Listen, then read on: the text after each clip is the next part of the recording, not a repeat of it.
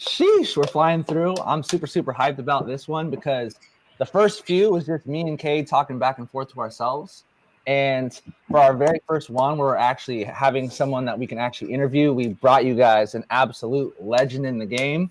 So I'm hyped. I'm excited. We got Mike Nav in the building. Excited for you, bro. Good, boys. Let's get it. Excited to have a conversation with you, bro. And yeah, man, just see what type of value that I know that you're going to add massive value to everybody that's on, bro. So excited to be here, man.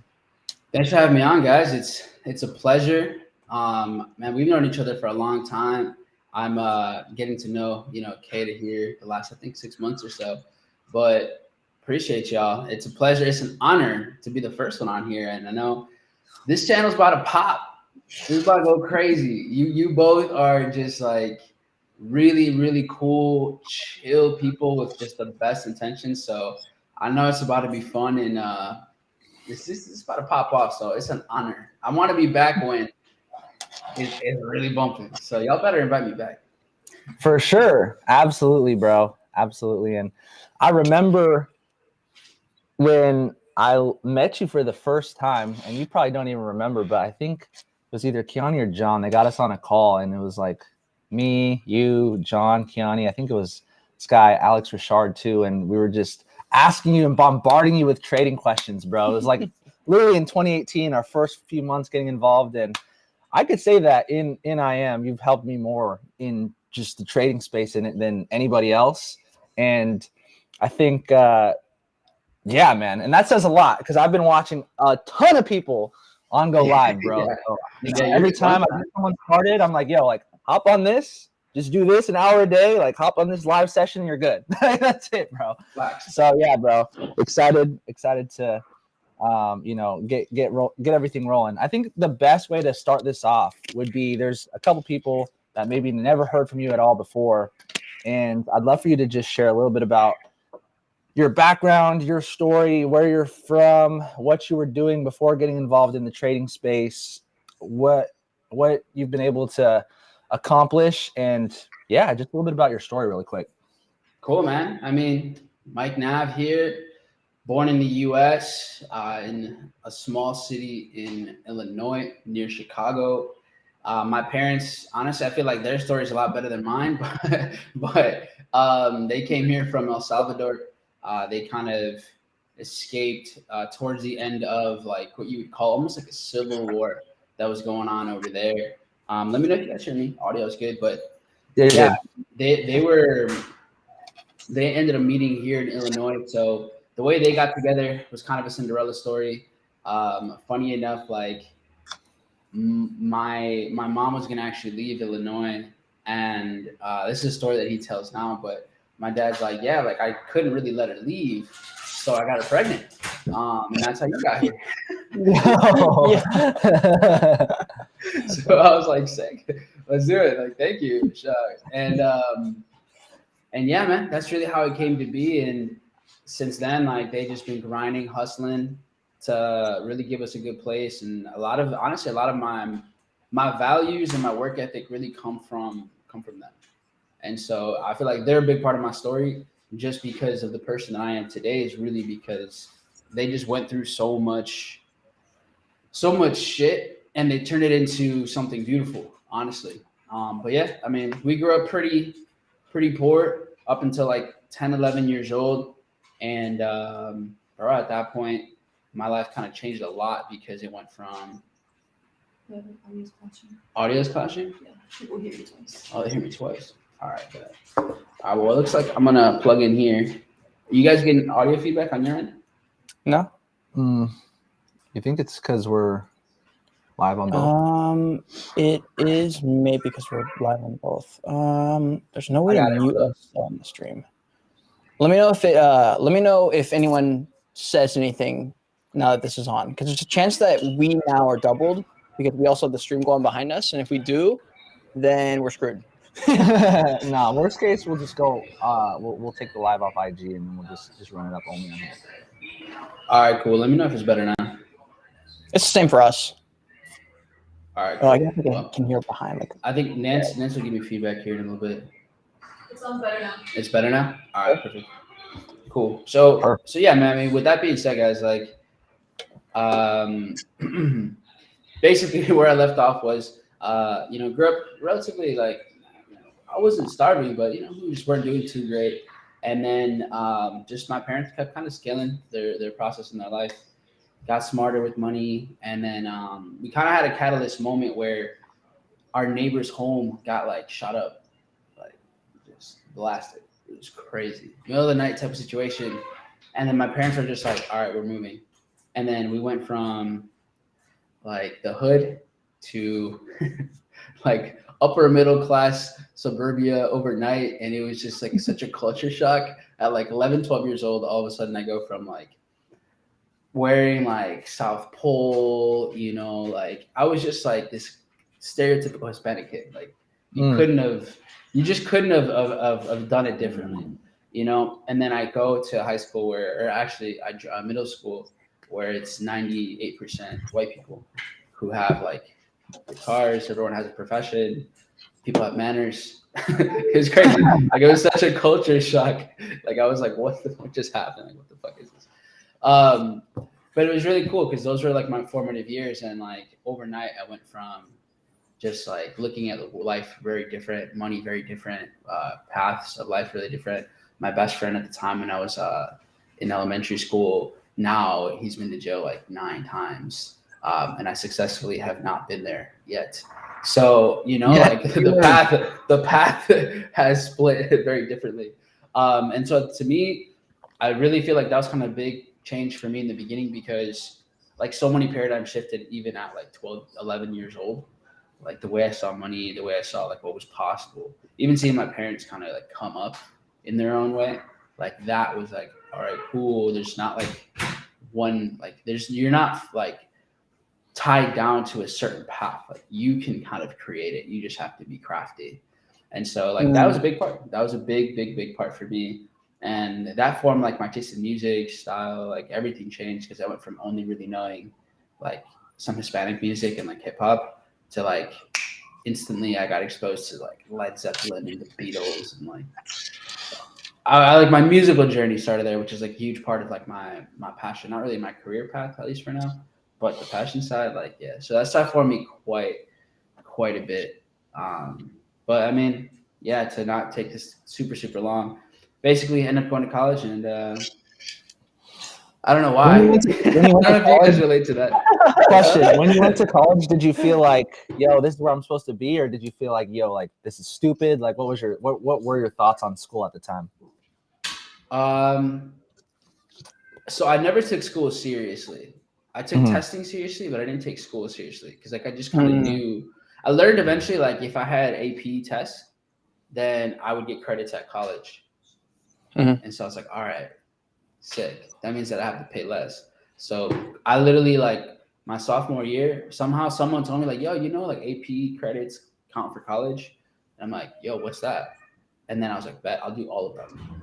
so I went and just did it all. I think I did like 11 AP classes or something like that at the time. And so I went into college with like a year's worth of college credit, which was pretty sick. But I didn't know why. Like it was just, I didn't realize at the time how much of a narrative going to college to get a degree to like, I just didn't realize I was in that kind of matrix. And so my parents were just like, yo, you're going to be the one. You're going to be the one to go to college, graduate, to make it, like you're the one. Because like they were also kind of the first generation to come to the US. And so their family saw them also as like the golden ones too. And so now it's my job to be the one that graduates, as a professional, wears a suit and tie or some shit. And so, that's kind of like, that was what was put in my radar. And then the people that I had around me too, like their parents were all doing really well. They were like generations of going to, the state university. And so it was just like, there was a path, and all of my friends around me also, they had the same path. So it was just it seemed like, okay, this is just, I guess what happens, because you're not taught to really think differently. And we're not taught to think about income or opportunity, but it's like, here's just this like lane. So going into it, I knew nothing really. Like I didn't even realize that I'd gotten into debt until like way later. Like I knew, but I didn't really understand. You know what I mean? Like it's like yeah, you just here's Sally Mae, and just like they'll just give you money, and then so you can go to school. There's a lot of people that are getting into tons and tons and tons of debt, and they don't even realize like what they're doing. And yeah, like I felt that. That was me, man. I got myself into a good amount of debt too, and I didn't realize what I did until years later. So I feel that. It's so funny and it sucks, but like I would have considered myself a smart person. Like and then looking at it now, I'm like, dude, you're an idiot. Like, bro, like what, dude? You didn't read this thing? Like you didn't like interest rates, like nothing. Like you just like yeah. Let me just get. I feel like you have to be in the game for a while before you understand anything. Like I had to go and like fail a few times with like credit cards to even understand what it meant to like have credit card debt. I didn't even know what it meant, and like I had one perspective, which was my dad's, which is like this is what debt is. And then I got into business. He's not in business, so I'm like, bro. No, it's not. I'm like, it's not. Yeah. It doesn't have to be. I was like, it might just be this. And he was like, I guess. He was like, but I don't look at it like that. And I'm like, that's because like you're not in the game in this exact way. And that's the best part about entrepreneurship is there's 16 billion different ways to do it, you know? There's just so many angles, and then based on the timeline, like credit's interesting because okay, how are you leveraging debt? You know, what does that even look like? Are you leveraging it for assets, for liabilities? And then there's like Dave Ramsey's approach, where it's like no debt ever, everything kind of cash, so that you just owe nobody anything, more peace of mind. So it just depends, like what game do you want to play? You know, what's the timeline of the things that you're doing? How are you looking to scale certain things? So yeah, I mean, I guess it's really different because, and my parents didn't know either, so they were just like, go to college, whatever it takes, you know, like like just, and honestly, it could have been worse for me, but. I applied to U of I, so University of Illinois in Urbana-Champaign, and I didn't even know what I was doing. I was like, oh, yeah, accounting, those guys deal with money, so they probably make good money. Yeah, I'll just do that, and let me just apply to that. I think at the time, they were like the number 2 school in accounting in the country. Like, I just didn't really, like, understand. And I got waitlisted, so I was like, cool. So, and then they sent my application to the University of Illinois in Chicago. And that's when, because I guess they're all like one unit, and then they actually gave me like some scholarship money. So I was like, oh, cool. I don't know what this school is. For it was not my grades were okay, but no, it's for testing. So in Midwest we do the ACT. I think like the West Coast does SATs. I don't know. We did both in the East Coast. I did well in the ACT. I got clobbered on the SAT. I got like a 26 or 27 on the ACT, which is pretty good for like my school. It was like top 10. Yeah, but, definitely. ACT, bro, SAT, I literally got clobbered. It was like embarrassing. Like it's 700 or 800. I don't even know what the ACT is. I don't even know what they. They're two different tests. They're like they're the same test, but they're very different like styles. Like one type of person does well on one type of test. I just didn't do well at the SAT type of testing. Interesting. Yeah, I never took the SAT. ACTs, well, that's why I got into some schools. Like my grades were okay, but the ACT I got a 35. So I was like one off the perfect score. So that 35, bro, that's what helped me out. That was like, all right, cool. This guy clearly doesn't take homework seriously, but at least he's relatively smart. So anyways, long story short, they ended up giving me a scholarship, and that's why I didn't go into crazy dumb amount of debt.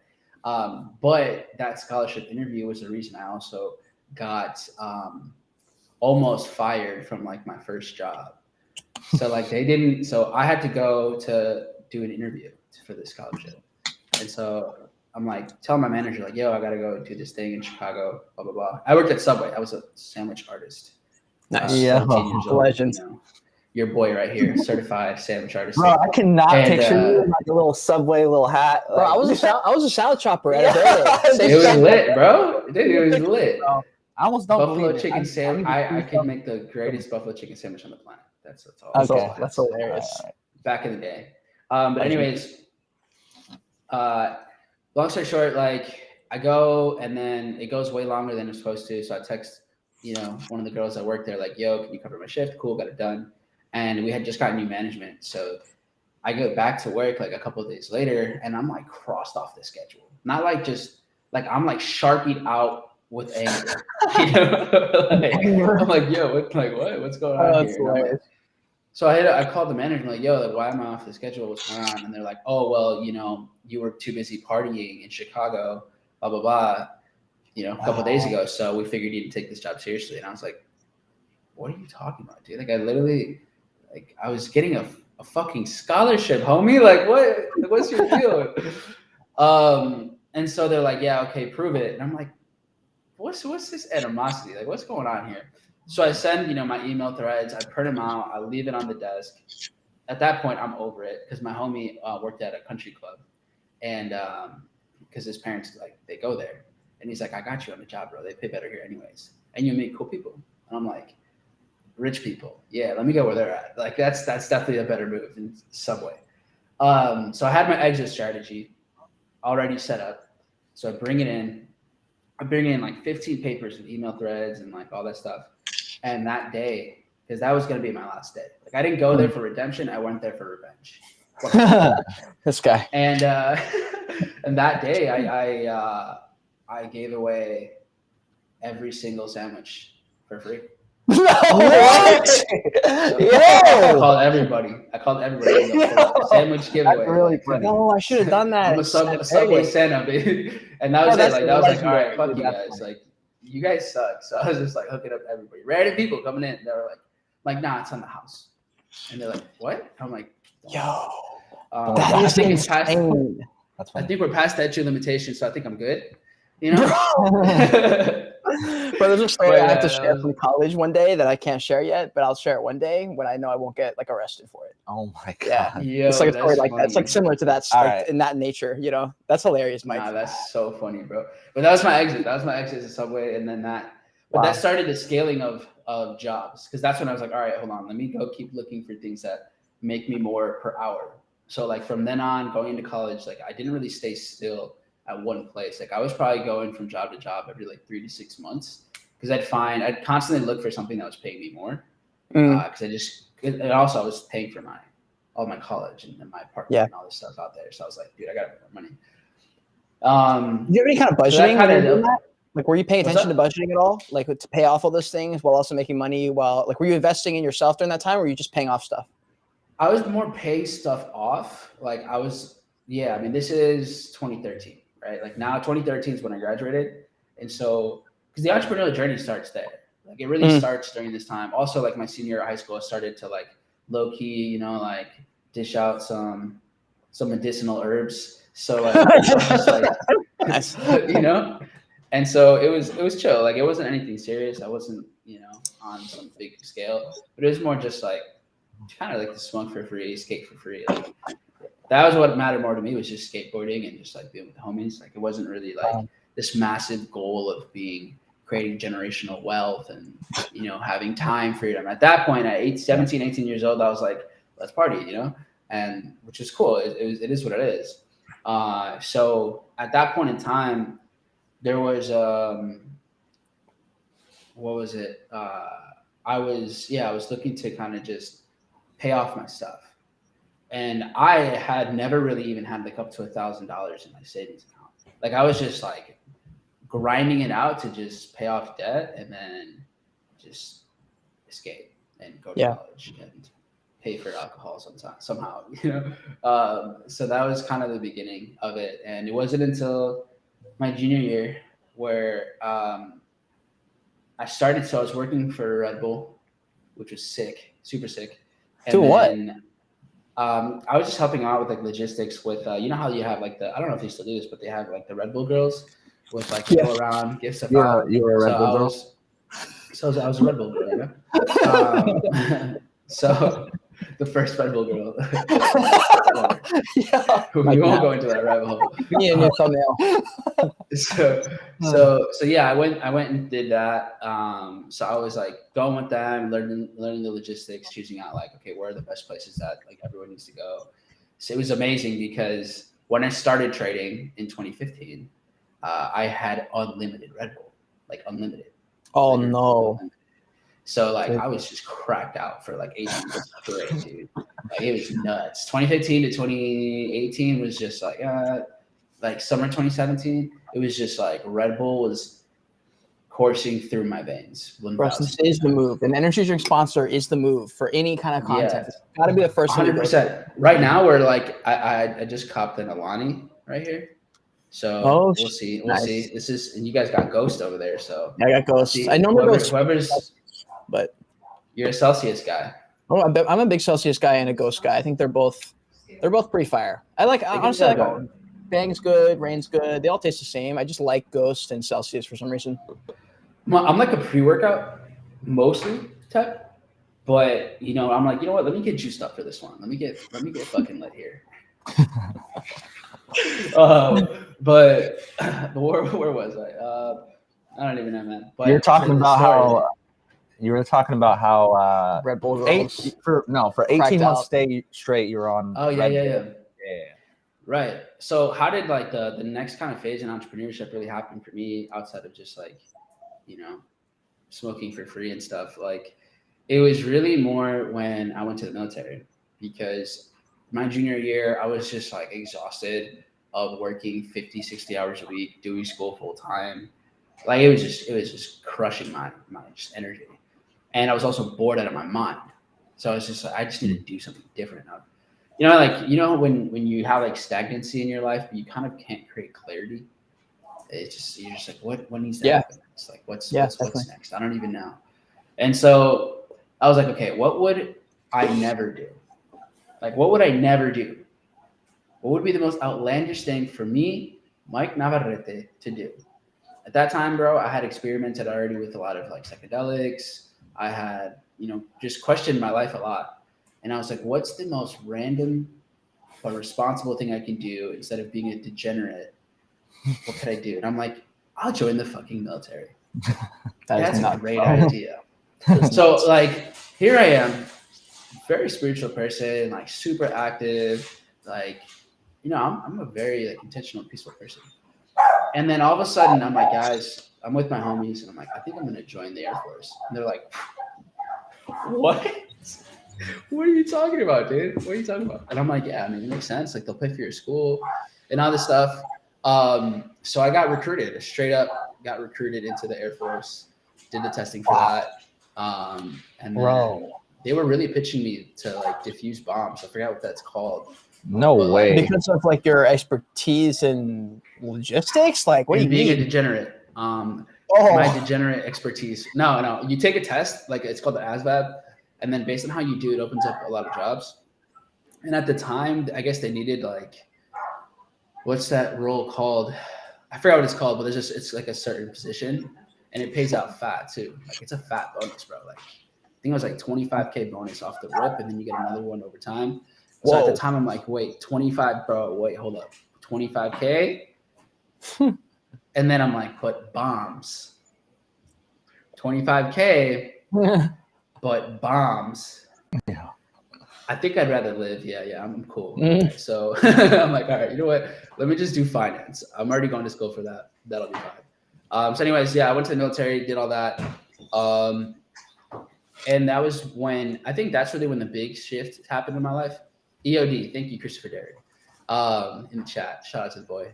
So an EOD. And, but the day one that I go into boot camp, that's when I realized like, and in that moment, he fucked up. Like that's what I knew. Like day one, I was like, oh no, this is not it.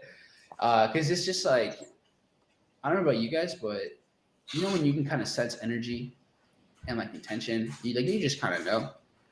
In that moment, I knew like this is some psycho manipulative shit out here. Like, this is crazy. And because you just sense fear. I think because most people, they're 18, 19 years old there. I was like 20, 21 maybe. And I had already lived a lot in terms of just like, not just being at home and in my room. I was just like out in the workforce, you get to just converse more and just see more.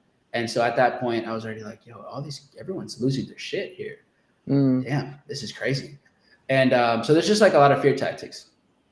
And so immediately I knew like, all right, this isn't for me.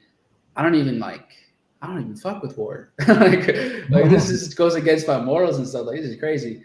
How long did you last, bro? I didn't quit. No, I didn't quit. Oh, you because I stayed. I stayed, and that was kind of my mistake. But also, everything makes sense too.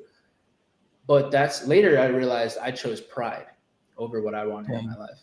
Because I had told people like, yo, I'm going to the Air Force. And, everyone really puts the military in like on a pedestal. And I think they should in some regards. And I was like, fuck, like, everyone knows I'm going to the Air Force, even though, people don't think about me like ever. Like that's like people are focused on their own shit, So like, like they would know, no one would actually care. But in my mindset at that time, I was like, no, I gotta do it. Yeah, I told people it's gonna look bad. So it was more like social status and appearance, and that's why I didn't choose like what I. Dude, it's so really hard because that gets wrapped up and tied in no matter what you do. Like even if it's not like the main thing, it gets like I'm doing this fast right now, and I'm 5 days in, and I said I was gonna do 7 days, but I'm at day 5 going like, bro, what kind of fast are you doing right now? Huh? This guy hasn't eaten. Are you doing an intermittent fast, or are you doing like a 7-day straight fast? Not eating food in 5 days. Holy smokes, that's intense, bro. A dry fast, or you're drinking? No, I'm drinking water and like 0 calorie energy drink kind of thing. Bro, you got this. Dude, yeah, it's just you got this. Are you having coffee? Yeah, I have caffeine and stuff. Like it's fine for the most part. It's just like my body physically is like, bro, you can't even like stand. Like I was telling Cruz, like if I do one curl, my bones are gonna break, kind of thing. Like that's what it feels like in my body because I've never done more than 3 days. And I was like, oh, bro, 3 to 5, 7 days, like, no difference. I've done 3. Yeah. At the 4-day mark, I was like, oh, that was my moment where I was like, I fucked up. Why are you are you fasting for like just mind over matter kind of situation? Part of that, part is mind over matter, part spiritual practice. I'm Christian, so it's like a thing you do when you're like feeling gross and feeling too worldly. So yeah, I was eating way too much the last few weeks. Yeah, it's a little bit of a detox too. Yeah, for sure. I think I'm gonna join you. I'm gonna have a nice meal. I'm gonna join your. I don't know. I'm not gonna do 7 days. I'm not really feeling that right now. Yeah, but that sounds. It's also like when you like break a record, it becomes the standard. Like for me, like 3 days was like max. Versus now, I'm like, bro, 3 days is like easy money. Like 5 days has to be the standard now. For 7 days is like the next thing to like aim after, kind of thing. But it's kind of like how you were saying. Jump. Yeah, I guess it is a big jump. But like the pride thing you're talking about, it's like definitely roped in with whatever we do, and it probably does suck in some way. But I feel like in our industry of entrepreneurship, if you don't have that part, it's like a problem in the same way that like a lot of people who are Catholic hate the fact that they have this like it's Catholic guilt. And I'm like, yeah, but like if you don't have the guilt, then you'll just go do whatever you want. And that's also not a good thing. What's the Catholic guilt? So you feel bad about doing anything that's not like biblical or whatever. And they're like, I did this, like, it's a sin. So they feel guilty. But the thing is like the guilt is there as like a part of your brain and body to tell you, yo, like you probably shouldn't be doing this. So you probably should be feeling guilty. Like you just killed someone. You should probably feel guilty for that kind of thing. You know what I'm saying? Like that's where it comes from. But I guess it's a good thing. It's a good encoding in like I guess our emotional intelligence. Yeah. And the pride's there for a reason too. I mean, it's not always good, but like in some ways, like a little bit of pride is like maybe good because it keeps you on track. That's cool. I feel like it's an almost like if you had a GPS, that's almost like the GPS kind of like, hey, you're going. Yeah. You know. True. Interesting, but yeah, man. I mean, that was a big one for me. Like I realized I chose pride in that moment, and it took me a couple years to look back and like, damn, like that.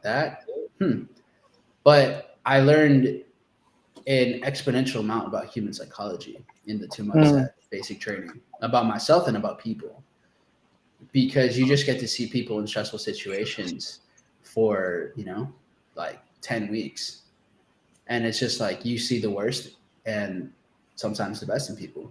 And like for me, like I've always been really observant, so that was like it's so trippy, and this sounds weird, but I felt like I was almost looking at an experiment, and I got to see like how, because people drop out and people fail and just for random reasons too, and then on the physical side, because it's a physical test too every single day, like you're just running and doing a whole bunch of things, and so it was really interesting because at that moment, like I was like, this sucks.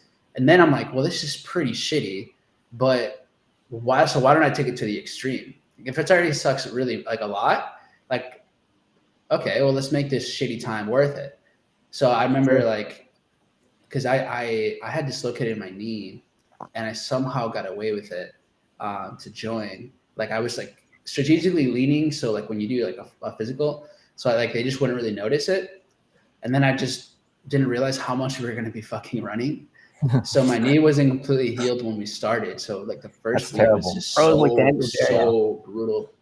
But I don't know. It worked out. But like I realized I was there. I was like, you know what? Fuck it. I'm gonna eat as healthy as possible while I'm here. So all I had was like fish, and broccoli. Like that's it for like 10 weeks. It was nuts.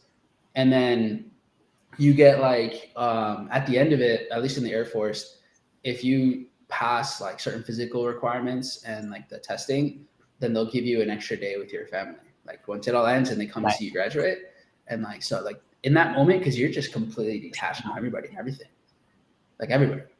So like you have no phone, you have nothing. You know, you can, and it's kind of it is like one of the coolest moments too, because you would get letters, like handwritten letters from people, and it's just like it was like so special. It was so cool. Like I remember like, you know, week 2 or something, I got my first letters and I'm like reading from like the outside world because you know nothing about anything anywhere. So like you just get like a snapshot of like the people you care about, what their lives are going on, what's going on in the world and stuff. And so like that's how Nancy and I's relationship like really like that was about 1.5 years in, but we really went like next level because it's like, how do I pour my thoughts and my energy into one letter? And then you kind of doing that. But I remember like that's how like my mindset really started to shift into kind of like enjoying the process and where the results can come from, because then it turned pain and like kind of anger in a way into something useful. So I just started like going crazy, running every like day, pull-ups, like just I went nuts, bro. And just for that one extra day. Was this like the best shape you were in ever, would you say? I'd say no, actually. Like in terms of conditioning and physique, maybe, but I lost a lot of muscle. Like in basic, you lose a lot. Because at the time, like dude, I was pretty fucking shredded. Like that was going into it. I was in peak, at least physique muscle wise. I was probably sitting at like 12% body fat, and then. But strength wise, like I was crazy. I haven't actually. I'm stronger now, but I'm no way in the same physique as in college. But that's it. Like right now, I'm back on that like 100%. I think I've dropped like 40 pounds this year. Yeah, like 40. Whoa. Good job, dude. Yeah, dude, that's awesome, man. Yeah, we're still going.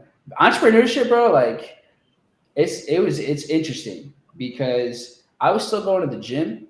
I'd say like basically the same frequency every day. I almost never miss. But what you do in the gym and how you do the gym is very different. Like very different. Like there's working out and there's going to the gym. And during a lot of, I said the last like 3 years, like on my real like big run to like try to like get money and, you know, become successful, I was going to the gym, but I wasn't like intense, you know, there was no sweat. There was just no, and I remember I was in Puerto Rico and I had just finished the gym, and this girl on the team, she was like really, really good shape. And she's like, oh, you know, hey, what's up? And I'm like, oh, I just got done with the gym. She's like, really? And I was like, yeah. She's like, you're not even sweating. You're not even sweating. She bodied me. She's like, bro, if you're not sweating, you're not working out. Wow. And like she's elite, bro. Like she's in really, really peak shape. And I just remember hearing that, and I was just like, and I was like, yo, thank you.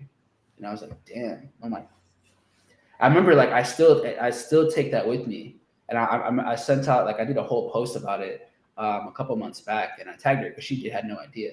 And I was like, dude, you made a massive difference in like just kind of setting me back into the state of mind that I know I have. But it was like I was showing up for the sake of showing up, but like I wasn't putting in the work. You know, it's like there's just one difference of reading, and then studying is different than reading, right? There's listening and then actively doing. So it was almost like I was conditioned to just go, but what is actually being put in once you're there? So yeah, that's kind of my deviation. I know we're kind of all over the place right now, but anyways, I wanted to ask you about that too, because you guys travel a lot, like a lot, and I think that creating habits, you guys travel more than 99% of people. So, but at the same time, you guys have and maintain really, really good habits. So I'm curious how you guys kind of manage the traveling plus the habits and like maintaining them at the same time. Yeah, I mean, it's gotten better over time for sure. Like the more you travel, the better you get at how to position certain things. How do I make sure that I have a gym? So like, it really comes down to preparation, man. We used to do a lot of Airbnb, but what we realized was, okay, Airbnb, you don't always get a gym, you don't always have a facility. And then, especially if you're international, sometimes it's a little bit more complicated to get there, depending on what kind of country you're in. It's definitely not going to be possible unless you go an hour to get to somewhere where you can lift weights. And so sometimes hotels are really it. And there's even a website where it's a website based around the quality of gym that the hotel has. I have to look at it, but I literally found this website where it's like, this has the best hotel gyms, and like it's a rating system and everything.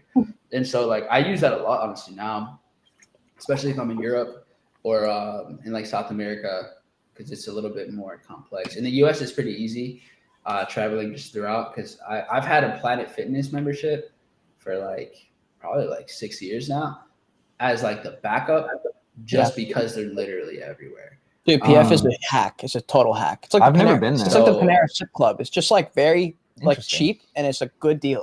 It's like the only thing that for me is the energy at the Planet Fitness.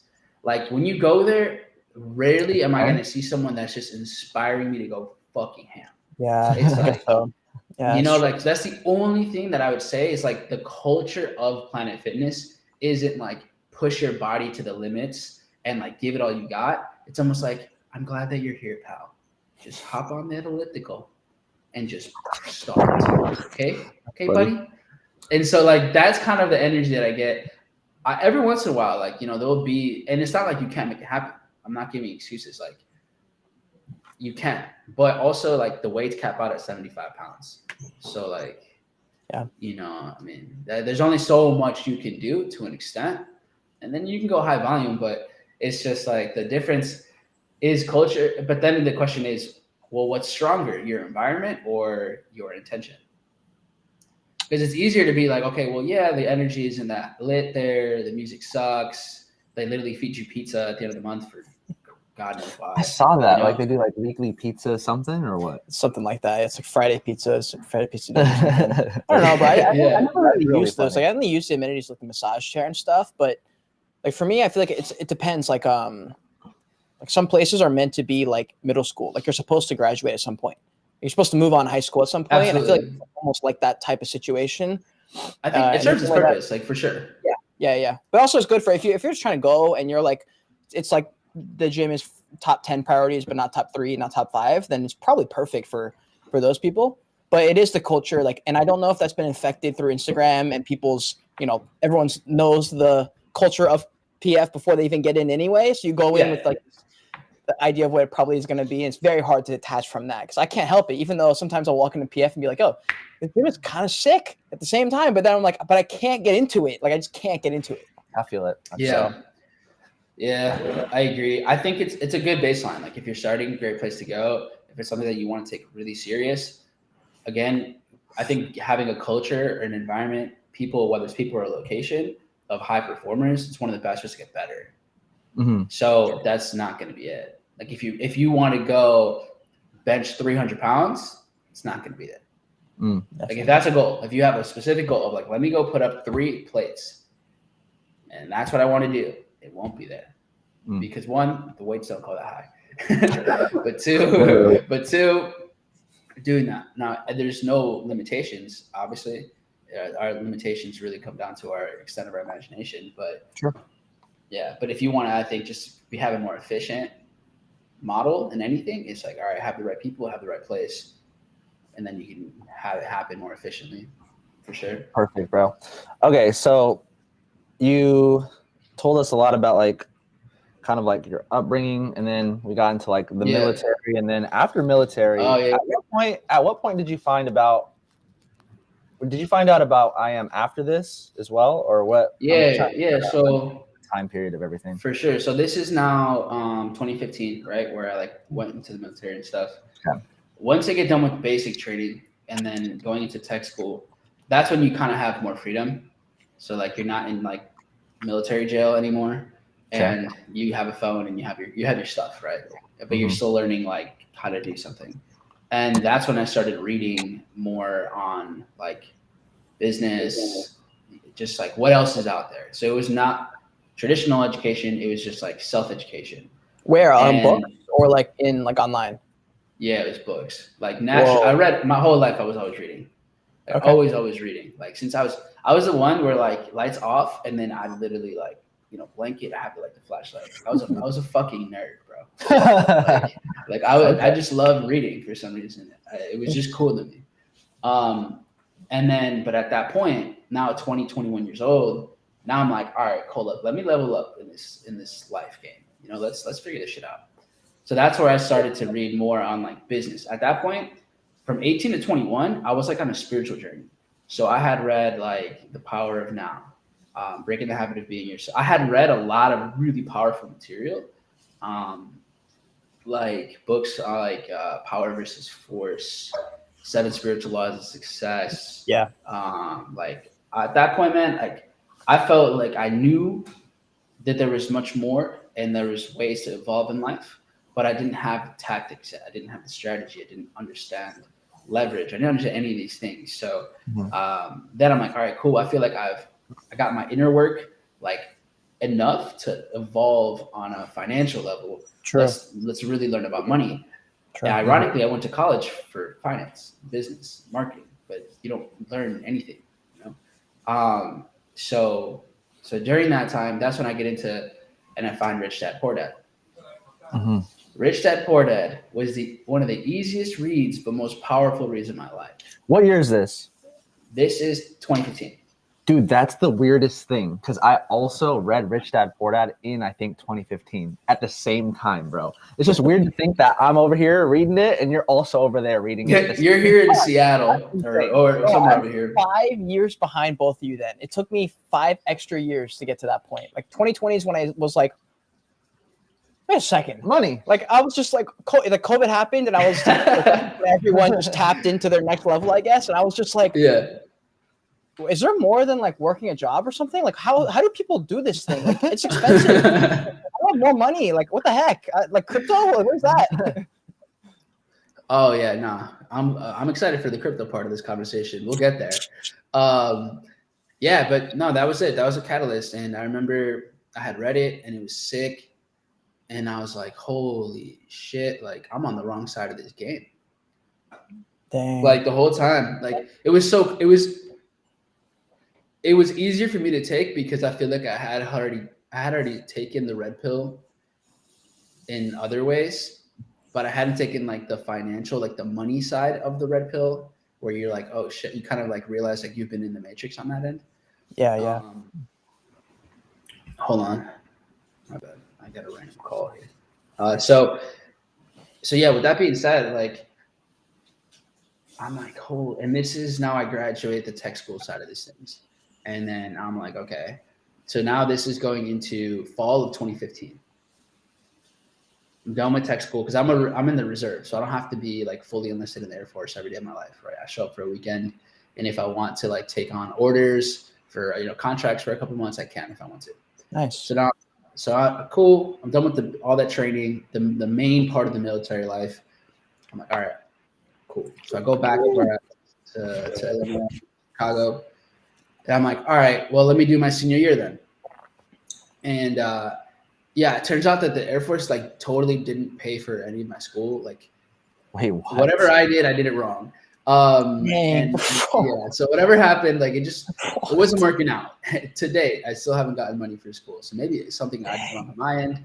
But I was like, what the fuck? Like, hold on, what? And anyways, long story short, I'm like, all right, whatever. Let's just get this done. Let's graduate. I have a semester left. Let's run it up. And so I come back, and right before I start school, actually, I go on a snowboarding trip with the homie. up into like Canada, like right, like north Minnesota, where I could literally see Canada. And I put on Rich Dad Poor Dad, the audio, and we're listening to it on the drive there and on the drive back. And after that drive, we were both like, dude, we got to be entrepreneurs, man. You know, like we got to figure it out, bro. And so that's kind of was a big seed. And so I went into my senior year, and then this was when everything this is really where the floodgates happened. Senior year, business school, last semester, and I'm taking like a 400 level business management class. And I asked my professor about his experience in with businesses and like, you know, wins, the good, the bad, the ugly. And basically after a interesting back and forth, he had never had a business before, and he had been teaching for 15 years. And so like the theory-based knowledge, that just pissed me off a lot. Like I was just lit. And I'm in like a room of 300 people, and just going back and forth. Like I was being an asshole 100%. And so I was just like, so you just put thousands of people like every year into the world talking about business management, but you've never had a business before. And like, you know, he kind of somehow he dodged the question, and then he was just over my shit. And so he's like, "Are you done?" And I'm like, "Yeah, I'm done." And then I got up and never went back. But I was like, funny, bro. Never went back? no, that's when I dropped out right there. Wow. Because I realized like at that point I already had like a thoughts like, how bad would it be if I just stopped right now? I could always come back. And then because I had looked at it like, at that moment I was like, wait, I put in how much money into this? And because now I was looking at things like on a very, very basic level, like, okay, well, I put in so much money, but like, what do I have? Like, what do I actually have? Like, what skills do I have now that I didn't before? And I'm like, nothing. I literally have zero more skills. If any, the only thing I'm better at is doing beer bongs and like smoking a bong. The only thing that like literally it. And so like, okay, so weird. I'm like, this ROI ain't ROI. Like, it's not going in. Dude, And so I was already kind of over it. And then that moment was just like, all right, I'm done. Like, I'm just, it's Wow. all right. But that same week was when I discovered day trading. Same week. Before or after? No, right after. Literally right after. Bro, I could tell you it's probably like 3 days after. It makes sense though. And here's why I think it makes sense. It's always been there, right? Like everything is always already here. But it's not until you're open and you're looking that you'll actually see it, right? Facts. So, because here's the thing, I didn't realize until years later that I had already dealt with Bitcoin in 2012. But I didn't even realize that had happened until way later. Because in my senior year of high school, we had a study hall, and one of my homies, he would be on the dark webs, like, you know, just looking for fun activities and recreational items. And we had dealt with Bitcoin. I just didn't know. Yeah. Like, it was like, oh, we need this, you know, thingy to get this thingy. So let's switch thingies. And then that was it. So funny. That's we need how this it is. thing to get this. Bro, that's how it is. In 2017, That's literally is. Bitcoin too. It was the future, bro. Like this and the other, and I was like, bro, it sounds like drug money. Why would anyone want to be part of that? That's the only thought I had. And the whole class, by the way, made fun of him because they were like, he looked sketchy. He was sketchy. And of course, like at that point, like 2015, 2016, something like that, that's what it kind of was used for. Sort of like it definitely, at least the aura around it was. Now people are like, oh, Bitcoin. Like, it's this thing that. Yeah, I mean, this is 2012, bro. Yeah. Like, Bitcoin was worth nothing. It wasn't even worth like. It was worth less than $10. You know what I mean? Dude, you sure you don't have like a ledger full of them? No. I didn't even directly like deal with it like we did. Like, oh, cool, let's get this thing, and then we can buy shrooms with it. Like that was the situation. Yeah. Fumbled that back. That's funny. And but again, the whole point is like awareness. So fast forward, you know, basically almost 4 years.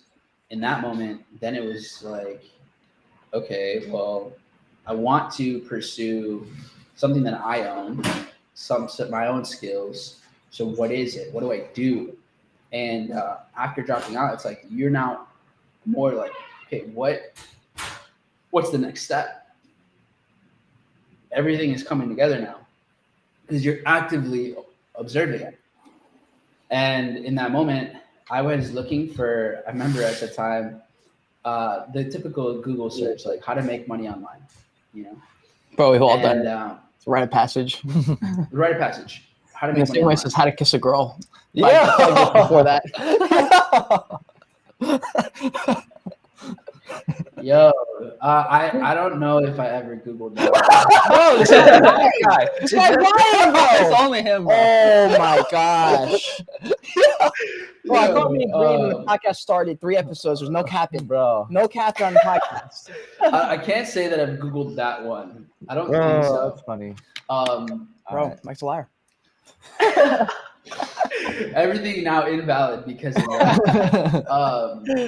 No, that's so funny, bro. That's mental. But I'm not saying that there's anything wrong with that. Okay, Cade? There's nothing wrong with that. You're resourceful, bro. Some people like to just get in the field, and others have to really prepare, and that's okay. Yo, That's funny. So unbelievable.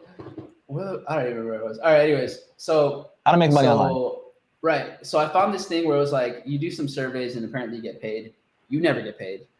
It's ultimate scam. And then but then I had to it made me go to Facebook to make an account to log back into some other website. On that redirect to Facebook, boom, I saw my first MT4 on a Facebook wall or page or whatever they were called. And it was the boy Timothy Slomo. He had posted a screenshot. Yeah, shout out to him, bro. Screenshot of his MT4. He was up like $40. So that was it. $40. And I was just like, yo, what the fuck is this? What is this? Quick, and I don't use Facebook, but I was just instantly, I was just like, yo, dude, what is this thing? Because it's not stocks. I had never seen what it was. And it was a screenshot from his phone. So it was just none of it made sense. I was like, wait, hold on. What's happening here? And I knew that relatively because I studied finance. So I was like, these are currencies, but how does this, what does this shit do? And it was, that was the beginning of when he started learning how to trade. He had already been trading for, I think, about 7 or 8 months at the time. Mm-hmm. And his story is funny because he got crazy scammed early. He lost a lot early off of people. It was he gave money to someone to trade, I think, for him, and that guy just totally lost a ton of money. Yeah. He also went to jail though too, that guy that scammed everybody. So it was kind of cool. You never actually see that happen. Yeah. Repercussions. So that was actually cool. But so sometimes they do go to jail. But he was making money, and then he hopped on a Zoom with me. Actually, I think it was a Google Hangouts or something like that. Maybe Skype. I don't know. But okay, I trusted him because I'd known him since I was 13 years old or something. And at the time, he was about to get his master's, and he was 21 years old. But he was crushing it. He was just on top of it. He was killing it in life. 2021, 6-figure income as an accountant, not in trading, as an accountant, and then he had his stuff together, and he always had. So I was like, yo, Tim, what are you doing, bro? And we were talking, and I'm like, you're making 6 figures as an accountant. Why are you doing this? And here was one of the biggest lessons. He's like, I'm not. He's like, bro, I've been doing accounting now for I think there's maybe a year, and he's like, and everyone around me is miserable. Wow. Everybody. And he's like, I could be wrong, but I just don't want to be one of them. And so I'm grateful for Tim because he had the audacity and the conviction to kind of think ahead, to not really be comfortable with what he had, especially at that age, and just be like, nah, we gotta go do something else too. Yo, that's a life hack, bro. Is if you're not sure what you want to do, but you have an idea, spend 6 to 12 months around a group of people that are already doing what you're doing and see how they're living. And that's like a hack to figure out, is this something that I really want to do for the rest of my life? Yeah, I was thinking about tearing my Achilles, and I was like, let me just hang out with Cruz for a little while and just see like what life is like as a cripple. You know, walk in, like, what is life like? Like, what does life have to offer? You're stuck at a desk. Bro, ignore this guy. Bro, Cade, you are hilarious, man. I love it. Hottest shadow cruiser. It'd be a good video. I tore my Achilles to learn from a. Yeah, so stupid. It's the move. It's the move, bro. No, that's good. That's big facts, though, what you said. Yeah, and so, anyways, like, in that moment, I was like, damn, like, he's making money. To me at that time, like, $100,000 in a year was mind blowing. Like, at that time, I was like, holy, like, bro, you're making 6 figures. That's crazy. Like, that's just, it felt like a dream for me to make it happen that I believed I could do, but it felt far. It felt so far. Because I mean, my parents had never done something like that. Like, I wasn't around that money. I had one friend or two friends that like that I actually just had a good relationship with their parents, and they were both in finance. One was like the VP of JP Morgan, like on a regional level. He was making a lot of money, and that was like the first luxury car I ever sat in. It was like his Aston Martin. And I was like, yo, this is crazy. I was like 17 years old. And I was like, what do you do? He's like, oh, I work at Chase, JP Morgan Chase. And I'm like, I'm gonna do that. And that's like the path that I actually set on.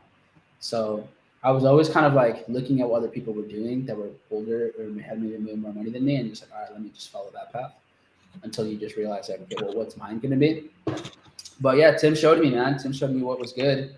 And then, that same day, I opened up a live account. I put $200 in my broker. Day one, no demo. No demo at all. Nope, no demo. I never demoed. I didn't start to demo trade until after I was making money.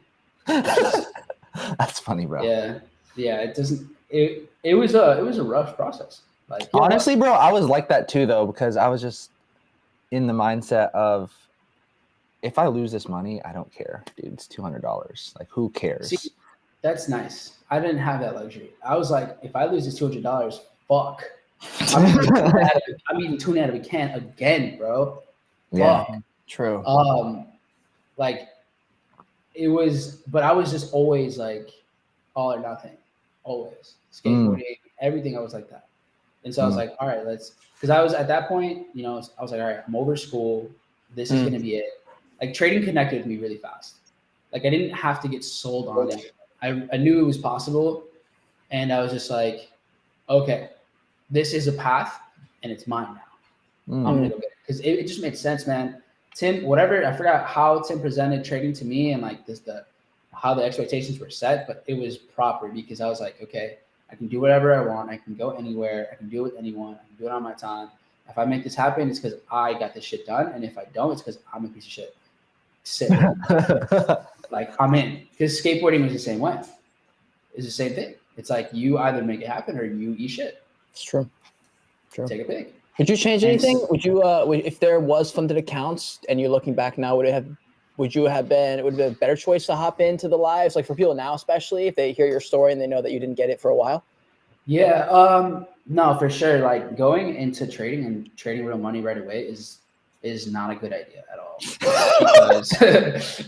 Because most people don't have the mental fortitude to stay in the game like that. Like, I was ignorant and kind of like arrogant enough to just say like, fuck it. Like, I'm gonna just keep doing it. I'm losing money, but I'm just gonna keep going. Like, my belief in myself was so high that it was dangerous to my money, but it got me better really fast. So is it a good approach? It just depends on your tolerance of pain and your level of responsibility that you have outside of yourself. Because I do think it's the reason I learned way faster than most people. Yeah. Because now every time, like every lesson, I felt like it hurt more, but was also why I like dove deep into, okay, why am I losing this way? What is going on? So I was way more like invested, not just financially, but like mentally into the process, and just like So it was just way more serious for me. Like it was instantly a very serious thing for me to do. Trading wasn't like casual at any point. It was instantly this is it. Like don't like this is not a fucking game. Even though in a way I kind of still treated it like that, but mentally that was kind of like the mindset that I was in. But yeah, the reality is like when you're starting this, it's an experiment phase first. Like, when you start trading, it has nothing to do with money. Your first probably 6 months, maybe even year, has nothing to do with money. It has everything to do with you learning, you finding out what you actually know about yourself and what you know about the markets. Like how well do you actually understand these strategies? How well do you understand your mindset? How well do you understand your psychology? How well do you understand all these things? Whereas when I started, I was like on a path to escape. Like, how do I get out of my job? How do I get out of this? How do I get out of that? Let me like just go and like force life to pay me and give me the life that I think I deserve. And so that's why like I steady blew $200 every week for like 7 months, maybe. Like steady path. I was down like 6K within like 6-7 months, like super fast. Wow. How long was that process? I had never saved up to $1,000 prior to that, and somehow I managed to like lose like 6K. So like I didn't even. It was mind blowing. I was like, wait, hold on. How's this happening? You, but if I would have lost 6K, like my mindset would have been like, if I would have just hit the other button, I'd be up 6K, and I would have been fine. Like I don't know why I like that, but I just that's how. A lot of people like lose money, they get discouraged, and then they just quit. And in my warped mentality, I'm just thinking, if I would have just hit the other button, I would have been up 6K. Let me just keep going. Yeah. Well, eventually I got to a similar perspective, because at one point I was like, okay, hold on. Dude, I've invested how much money into this? Like, I didn't even realize I had put that much money in over the last, my first year. And I was just like, dude, what the fuck? Like, bruh. In a way, I was like, good job. Like you stuck to your guns. That's true. Then I'm like, you're a fucking idiot. Like, what are you doing, man? Like, do you not give a shit? And it was funny because, but my whole life had changed at that point, though. So even though like I had made $0, I had lost a lot of money. The way I did everything was so different. Like everything, it was just the cost of change, I guess. Yeah. So it was okay. Like I had stopped going out. I worked at a bar downtown Chicago, in a nice area, and I remember like once I started doing this, like everything else was in the back. Nothing else mattered. Like, every single shift, it was like, yo, let's go out to have a couple drinks here or there, and I was like, no, I'm good. Like I got some stuff to work on. And then in the beginning, they shit on you, and then it's like, hey, bro, like, come on, let's go out, blah, blah, blah. And it's over and over, especially working at a bar. It's like all everyone wants to do is have fun afterwards. Yeah. But that helped me so much, because I feel like the biggest way of discipline, there's like, for growth, there's the option where you're like, it's just not an option. So you're in an environment where you can't even be distracted. And then there's the opposite, where you're in an environment where there's only temptation. Yeah. And then the way that you get better, in my mind, the best way, but it's high risk, high reward. If you are in the shittiest environment and you can say no to everything, then you're fucking bulletproof. Yeah. And so that's kind of what I was doing, where I was like, okay, well, I have constant temptation, but I am making the right decision every time. So I can't really be persuaded anymore. Yeah. And that was so huge, because that's going to always happen. There's always going to be temptations on all levels. And so at that point, it was like, cool. See, I got really good at saying no. Super good at saying no. And that got me a lot of, even though I was still losing money constantly, like, yeah, most of my money was just like, I make money enough for like rent and to eat, like to buy protein, powder, chicken, like breasts, and tuna out of a can. That was literally, and buffalo sauce. That's the move, bro. That's how it is. And then and eggs. That was like it. It was raw, bro. Raw, bare bones, and like broccoli, like freeze, like that, like flash for frozen vegetables. So like I was bare bones, man. But I was Dude, always I'm pretty confident that's like for people who have never, if you've only ever been able to keep it a side gig, the difference between those two people are they pretty much spent 90% of their income on that side gig and just took the shot that like maybe this will pay off at some point in the future. And like that's the only way. I mean, I'm sure there's other ways to do it, but I feel like the only way for like shorty, and at least you can say one day that you did try, is to try that same thing. So I was doing the same. I was working at a restaurant. Every cent I made went into learning about crypto and finance and trading and like money stuff, and then cameras, and then eventually that turned fully into content. And then now, even still, like every cent I make that's extra, like, the first thought is like, how can I like grow the content thing, the whatever that is, the brand of Joyage Kingdom. I feel like if you don't have that mindset, it'll always be a side gig. Like there's just no alternative. There's no way to make that jump. Yeah, no, I agree. Like how you invest your money, I think, is a representation of what you believe in. You know? Like we work so hard for money, which is just a resource. So how are you using your resource? Where does it go? Where is it directed? And I definitely have been pretty aggressive, I think, with that. Before, I'd say there was nothing really to lose. Now there's my mindset is a lot different because now I do have to consider, you know, like my parents, my siblings, my wife, the future, like of what is to come as well. So it's like there's a certain level of, I wouldn't say fear, but like be more calculated. You know, there's more strategy that comes into it. I'm not as reckless to go and do something. It's like, okay, hold up. Especially with more experience, now you can kind of see if it's going to be worth it or not. Because over the last few years, especially once you have a bit more money and then you also around more people, you're going to get opportunities all the time. Then all of a sudden you go from, wait, there's no way I can be, you know, successful to like, there's so many ways I can be successful. What the, like, oh my God, like what there's like, money can go everywhere, you know, opportunities literally everywhere. Yeah. And you have to learn to say no to all the good things so that you can, the great thing can really show up and then, okay, cool, this is the next one. So yeah, you have to say good, you have to say no to good enough so that great shows up. So you went from just losing thousands of dollars, blowing accounts. Yeah. From that, how long was it from that period to where you were like consistently profitable? Well, there was like there was a trip that I took to the East Coast, to Connecticut. That was like a really big catalyst because at that time I wasn't. That was like maybe 7, 8 months in, 9 months in. This give or take. This is now sometime in like early 2017. Okay. Where at this point I wasn't losing, like I wasn't blowing accounts anymore, but I also didn't have a big account or anything. So yeah, I mean, I had withdrawn a little bit, but nothing too crazy, you know. Just like I bought myself a skateboard, you know, paid for transportation, like just those like those early wins that do mean a lot in the moment, you know. Where you're just like, dude, like this money came from the market, like this came from me.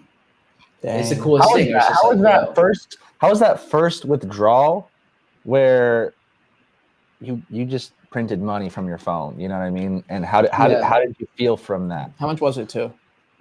My first withdrawal was like, I think like it was just I withdrew exactly what the skateboard that I wanted to buy was.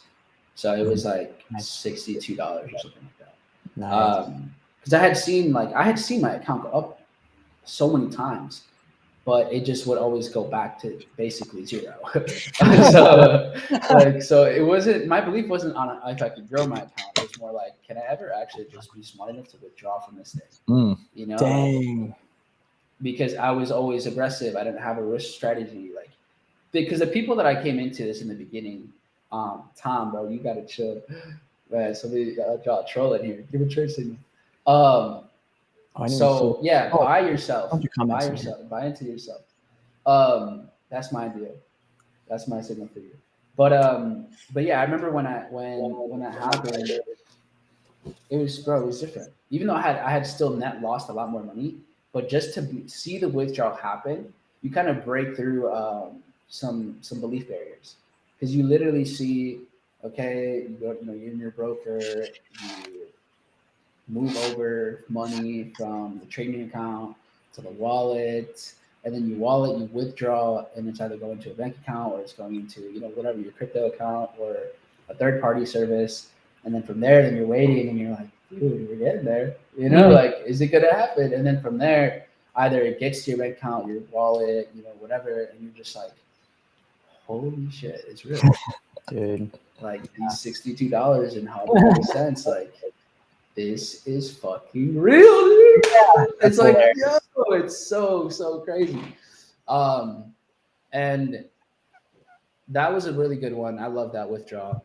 That's still definitely one of my favorite ones, even though it wasn't a lot, but it wasn't a lot financially, monetarily, but it was everything belief-wise. Damn. It just shows that it's real. A lot of people can't even comprehend making $1 on, let alone, online. And that first one, I know means a lot. Dude, I had to un-F my own brain, because I went straight from not really doing nothing to like making a ton of money with NFT content.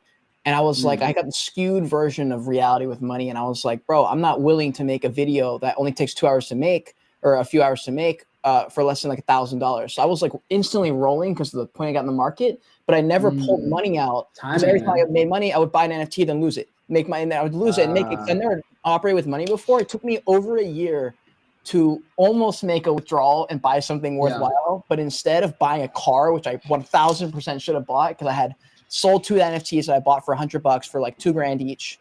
And I sold a bunch of NFTs, and I had like $15,000 in an account. And I was like, whoa, what do I even do with this? I've never seen this much money. No, I didn't. I bought Dogecoin a year before that, and I made all this money. Then I lost it because I put it in crypto and the market crashed. But like, I never had $15,000 for more than like a little bit of time. And I was like, I could buy a car right now. I could have the car in my driveway tomorrow. And instead, I didn't withdraw it. I said, let me buy another NFT and double this money, and I lost all of it.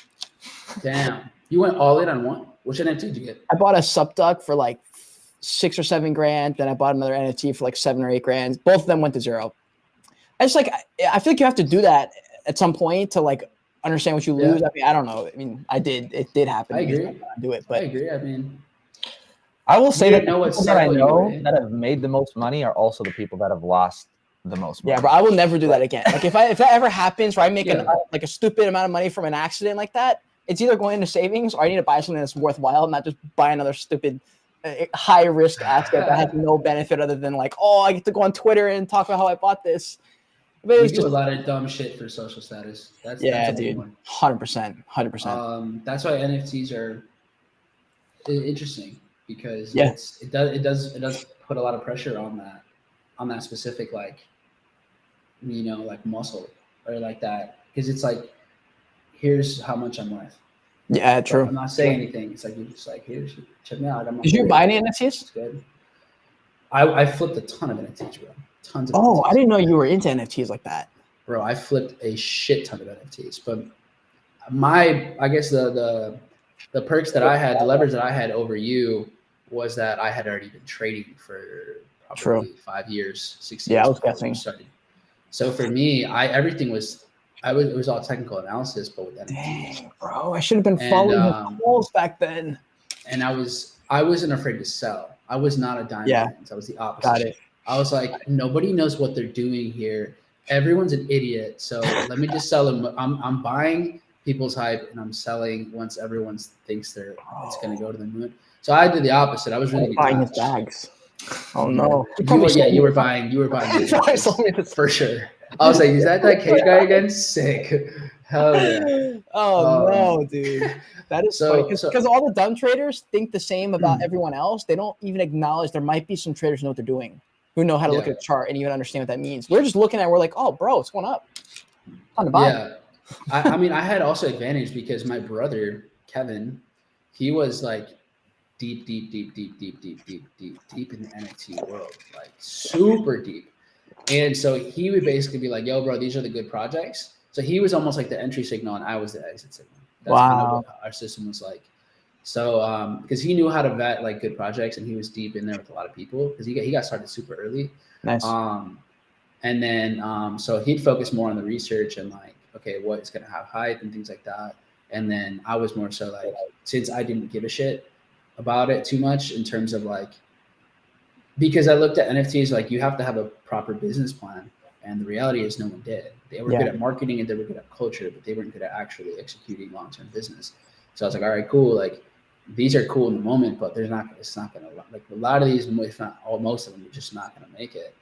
Especially because of my perspective that I had with crypto. Because I still think crypto goes down to 12K.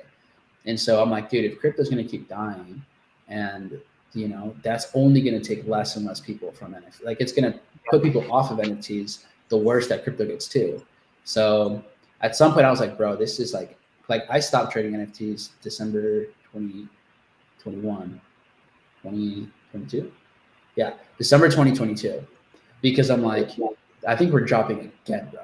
And I'm like, I'm done. Like I'm out for a while. We'll let this thing cool off. So I've actually been out of the game for like a year almost. The NFT space. But yeah, man, it's just I look at it as just, all right, I'm just trading people's emotions. It's not that I didn't believe in some of the projects, but there comes a point where, like, for example, with Bitcoin or ETH or whatever, when I sold my crypto, it wasn't because I didn't believe in the projects or in the cryptos. It's just that I just felt like they were overpriced at the time. It's just time to get out. In the time. So when I sell something, it's not because I'm selling my belief in it. I'm selling other people's emotions behind it. And like that has helped me so much in the last, like, because I was in the 2017 bull run, and so like I saw the whole ups and downs. Like I got to live the whole thing. And so definitely didn't take profit enough in 2017. And we spent years just kind of seeing, okay, well, how did it go? What can happen next? So true. So I think it's worth it, like you said, bro. The losses are worth it because now you have experience that you didn't before. Yeah. And when the time comes again, you'll be good to go. You already know. Mm-hmm. Sure. That's how it is. Yeah. Yeah. To go back to chronological order. I want to know the time of blowing accounts to consistently profitable to educating people. I'm just curious on the timeline. So 2017, I go to the East Coast, New York, Connecticut, and early 2017. And we had a Discord chat, and we were all super active. At that point, I had met someone who was just as obsessed as I was, and he had been in the markets longer, and he's kind of like a genius. Like, kid's wicked dumb smart. Justin Arroyo. And so he was like a year or two younger than us too. So I'm just like, this kid is a lot. And he knew everything about trading, all technical analysis, like every single possible strategy indicator, he just be obsessed. And so he was just like the best analyst in the whole chat. And he was good at flipping accounts. And that's all we knew. At that point, all we really knew was like the culture for us was, you put a couple $100 in the account and then like, let's flip it to 1,000 this week. Like that was just everyone, all of us, that's all we did. In our little like mini bubble, that's what we were doing. And him and I think a couple of people collectively were like, yo, let's start a little bit bigger. So they started with like $1,400. And I was like, yo, like what y'all about to do? And then now this is I think I've shared this before, so I shouldn't be a problem. But basically, they end up taking 1,400 to like 80K in like 3 days. 3 days happens like that. Obviously, that never happens. It's unusual. Like literally, that's not how trading actually works. Yeah. But 1,400 to 80K. So he hot streak, goes crazy, builds a massive account. And I'm just like, what the fuck? Like, I'm just like, because I'm literally about to land there like that day. And so I remember getting there, and then I'm just like, I don't know, like I get there, and then no one was really responsive. So somehow I get to John Woman's house. I get to John's house, and this is like early 2017. And then basically, long story short, I show up, and he's just like, I'm like, yo, where's Justin? Like, this is crazy. What's going on? Like what I'm just losing it, and everyone's kind of like not excited anymore, or like stoked, and I'm just like, y'all good? Like, what's up? Blah blah blah. And then basically they're like, yeah, bro, like he lost the account. I'm like, what? What do you mean? He's like, yeah, bro, account's done. Like, what are y'all talking about? And yeah, so he was going for like a gold sell. Oh He man. was just stacking lots, bro. And then he just happened to be like, he just got margin called. And then it went. And then it went. So he got margin called by a very little amount. And then it literally like just like it went his way. Kid is good. Like kid is good. Bro. And then it went his way. Like he was, I think if I remember, and some of these details might be off, but I remember he was going for like a 6-figure trade. He's like, all right, let's go. Like we're at 80 now. Let's take this at a $250,000. And it never stops. And then so that was it. And that was the big so anyways, that happens, and that was like the first part of the massive mindset shift for me, because I was like, wait, like, what? Like, how did this just happen? Like, he was making life-changing money for himself, and then it all went to zero. Like, are we doing this wrong? So that's like, is our approach to this just like really wrong right now? And like this, like, hold on. So then I started to think about what's the difference between being a good technical trader and being a good like analyst, being a good trader. And so I'm like, damn, that's crazy. Like, this is the best person that I know in trading personally, and he just got bodied, which is like, that's the process. That's okay. But I was just like, all right, I need to question things. Yeah. And then later, like literally, like I think it was the next day or the day after, we were all trading USD JPY. Like that was like the signal of the day. It was like at the time, every single Telegram, Facebook chat, Facebook page gave out basically the same USD JPY signal. Everywhere, like everywhere. It was nuts. I was like, what's happening? They're like, guys, this is guaranteed. You know, this is guaranteed for sure. Like this sell, go big. And I'm like, I don't know. I don't really see it. Like, it's not really my thing. They're like, bro, we're all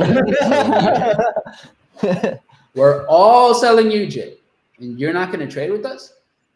And I'm like, no, remember, this is 2017. Like, nobody knew what was going on.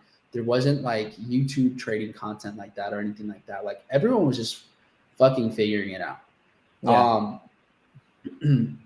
And so we were just like, and at this point we were learning with, at the time, IML. So we were learning there, but we're all stubborn. So like risk management, nope. Like not listening to the people that actually are giving proper ideas.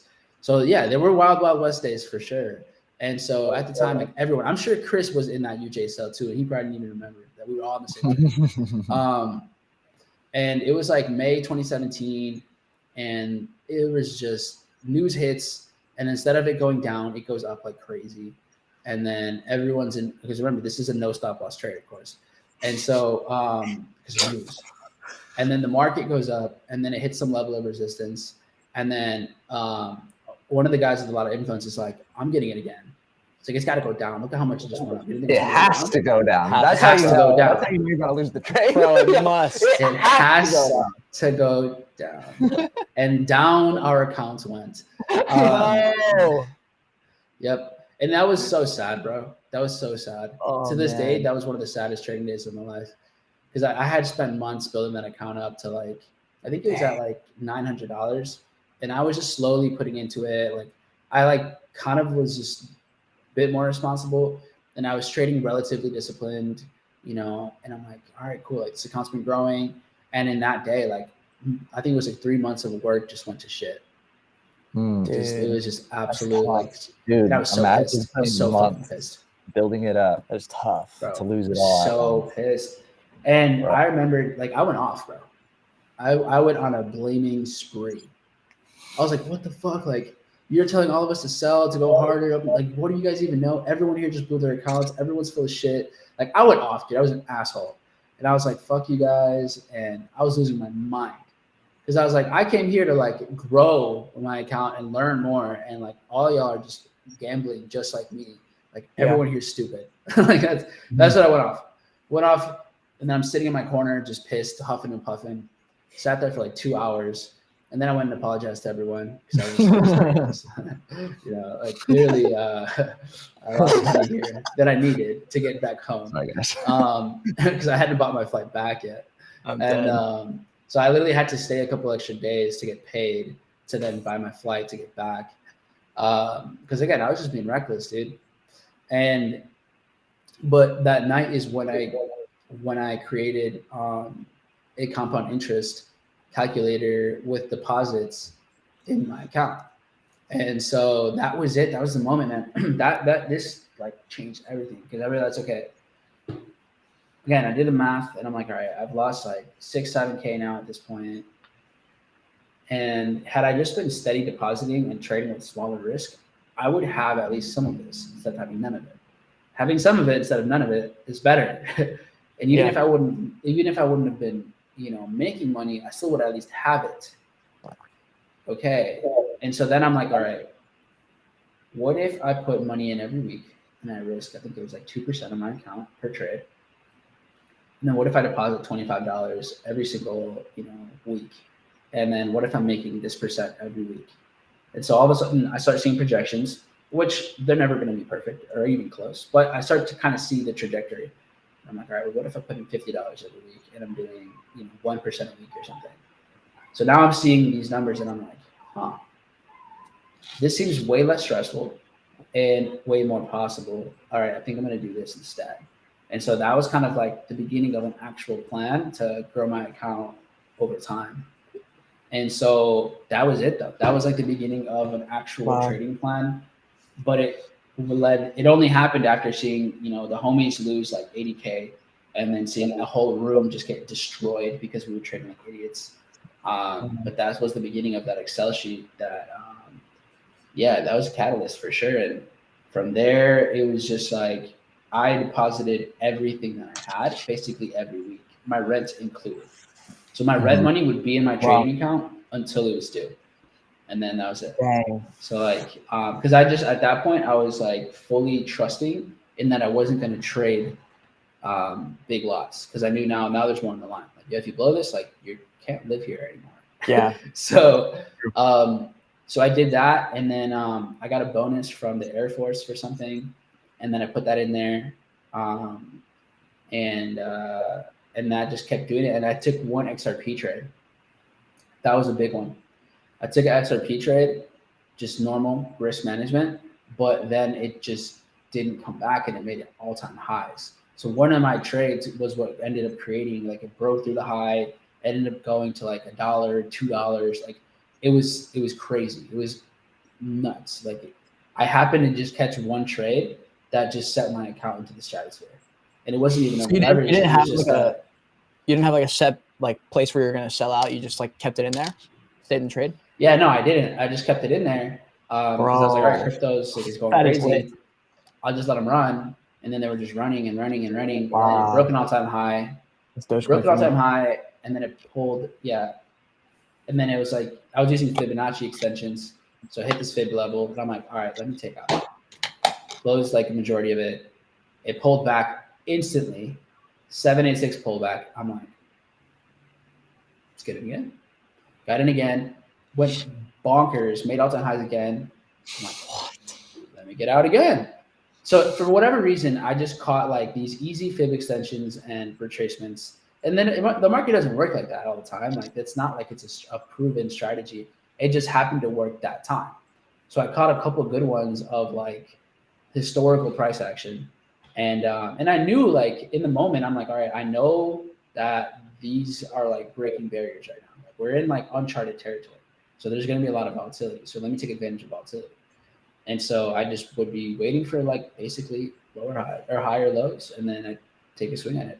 And so once that happened, and my account like grew substantially, like it blew past every single projection that I had because I happened to take the right trades, and I was just ready for it. And so that kind of set me up quite a bit. And then from there, it was just like, all right, cool, hold up, let me just chill. I called Tim. I was like, yo, like, I just made a lot of money, and I don't know what to do. like, I don't know what's going on right now. I'm scared. He's so I got to that, and then the bonus part about because there wasn't like funded accounts or anything. So like this is just live. So it's your money. So it's like it's also your savings account in a way, And so 2017, like I get to this price and market's going crazy. My account's doing well. And I'm like, I think I'm gonna quit my job.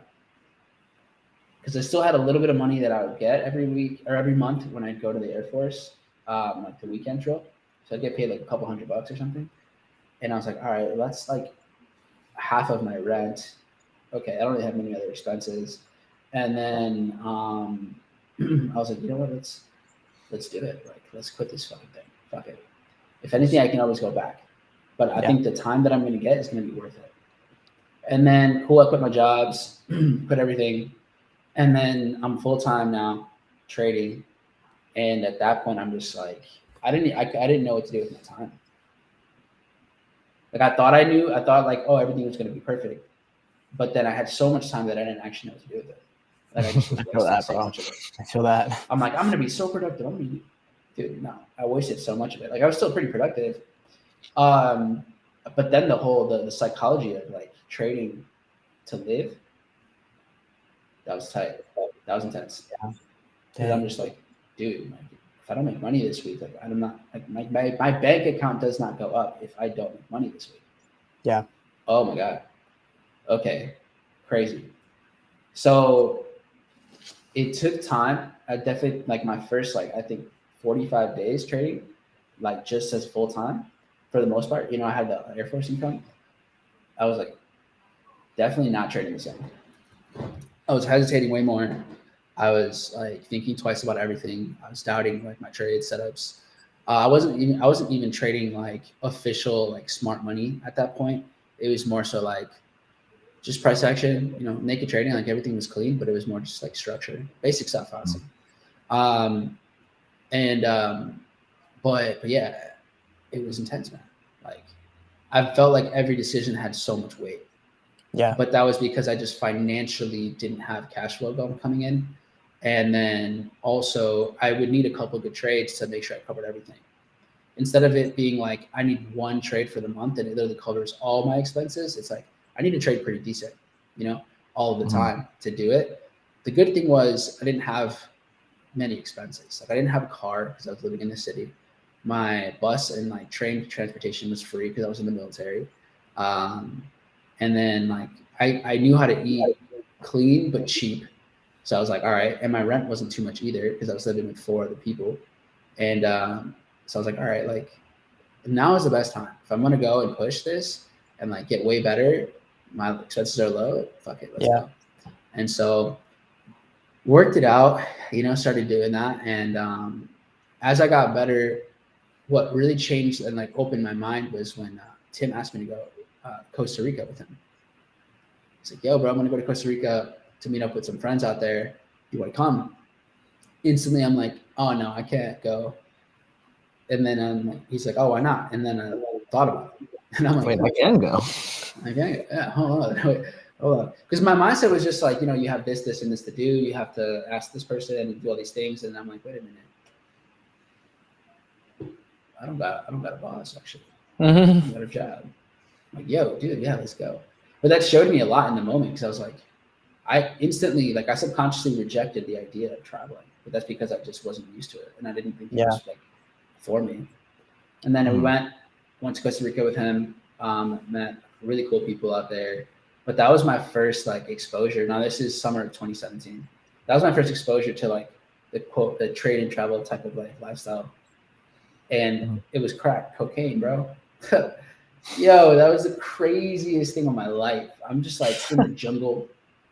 A1C. No, I was a senior airman. Yeah, I was 4th ranked in the Air Force. But yeah, man, I mean, I was in Costa Rica. We were out there and, like, having, like, some just OG, just classic food. They call it chifrijo. I think that's what they call it out there. And I remember we went out one night. We got really fucking drunk. And I was at the club. I don't even know what was going on, man. I was rapping with, like, homeless people or something. Yeah, I remember. Yeah. Tim was telling me, he's like, yo, bro, you were rapping with a homeless guy. I blacked out that night for sure. Dude, but I woke up and he's like, but I was trading while wasted. No way, bro. Yeah. And I woke up and I looked at, bro, I was spotty. My head was killing me. But I woke up in the blues, and I'm like, what? Like, I just got paid to party. This is awesome. You know? That's actually now really I'm funny. 20. I was like 21. No, I was like, no, 22, I think at the time. And That's so, funny. but that was it. That was cool. I was like, wait a minute, I can make money while I'm out of the country. And I'm like, and then I'm looking at all the prices in Costa Rica. And I'm like, bro, how much was food? He's like, bro, he's like, this for your meal? He's like, oh, it's like $3. I was like, Bro, we should yeah, move. I'm like, how much do you pay for rent here? And he's like, oh, like 600 for this whole apartment. It was like a 2-bedroom in the city. I was like, dude, I paid for that, and that's my closet. You know, like I got a closet, bro. He's like, what? No, I think it was less actually. Anyways, it was mind blowing, and I'm like, dude, it's cheaper to live out here. You know, I don't have to pay as much. I can live better. And so that really opened up my mind. And then my mom calls me, and she's like, yo, I'm gonna answer some of these questions in the chat in a sec. But my mom calls me, and she's like, hey, like, where are you? What are you doing? I'm very bad at communicating with my parents about where I am in the planet. They just figure it out online. And then she's like, I'm in El Salvador. And I'm like, oh, I'm like basically next door. I'm in Costa Rica. And she's like, oh, you should come to El Salvador. And so I'm like,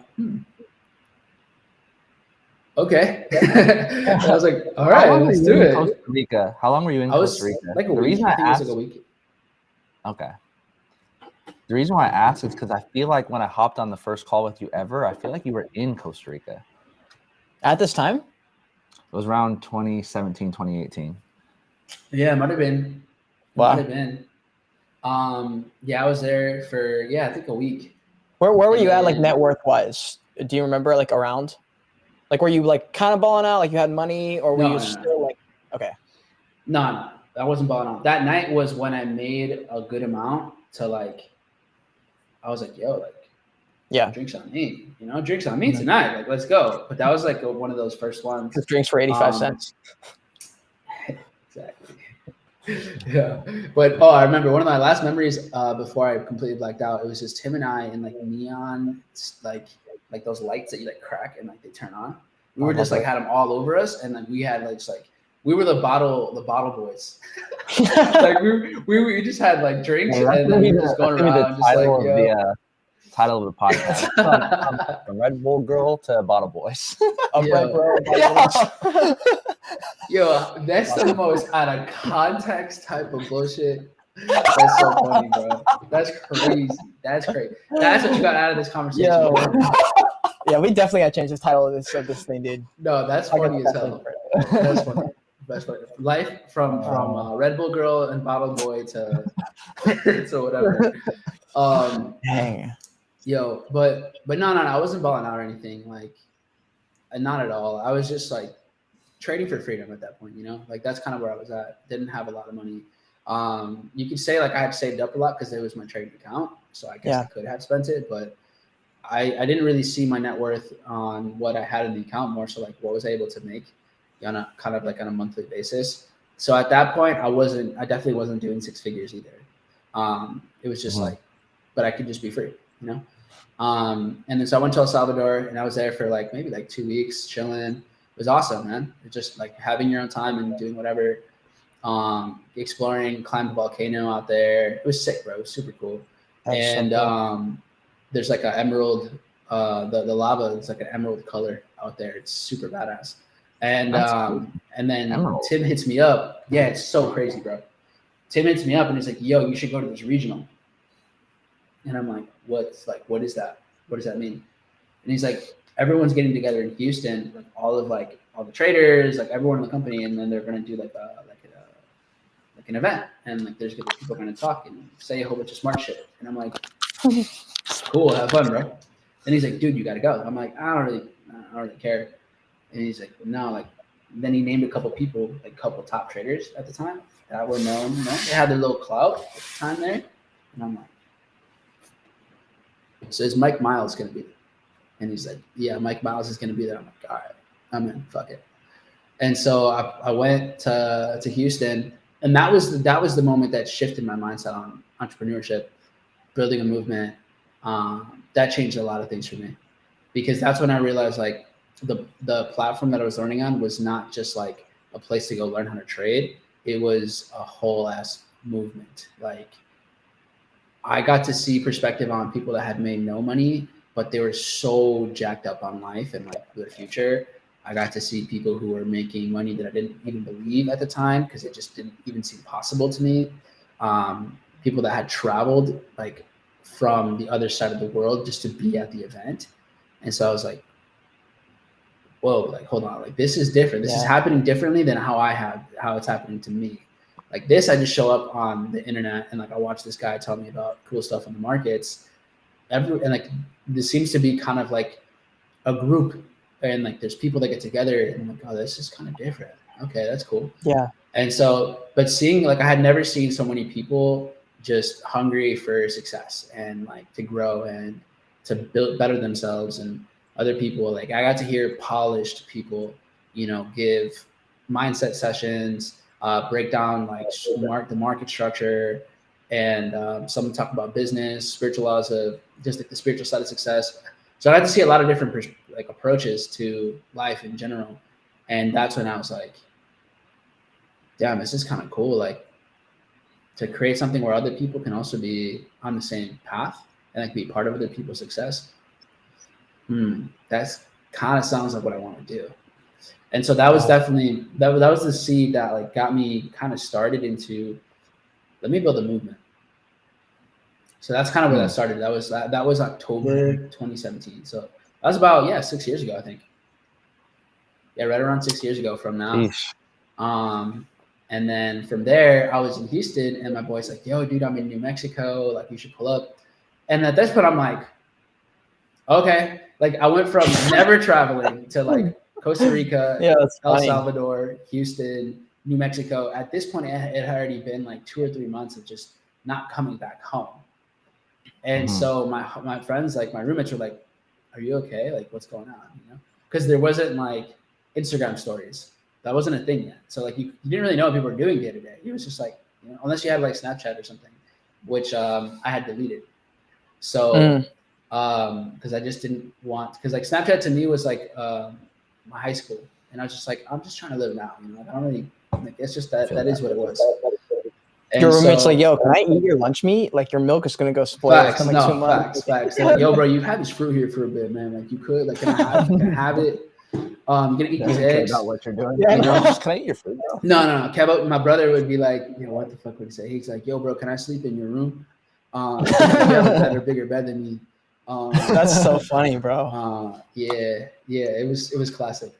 But so yeah, I go to New Mexico, and then that's when I onboarded one of my first people. I think it was my second person, because we were doing what's called bouldering, where you're not like hooked up to anything. You're just literally climbing like either some really difficult hill or mountain, and you have like a mat at the bottom, but you're just basically going to a certain point.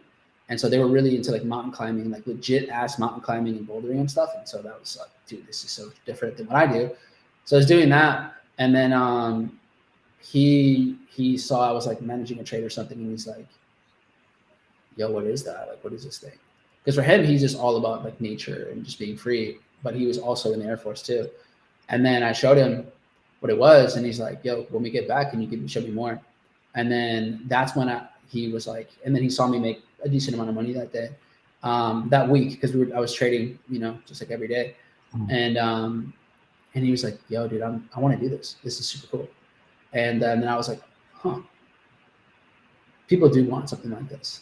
And it wasn't like, it was like real expectations. He just saw what I was doing. I wasn't even like, "Dude, you should do this." It was just like, this is just what I do. It just naturally happened. Yeah. And then I was like, "Oh, okay. Like, I guess building a business or a movement is kind of easy."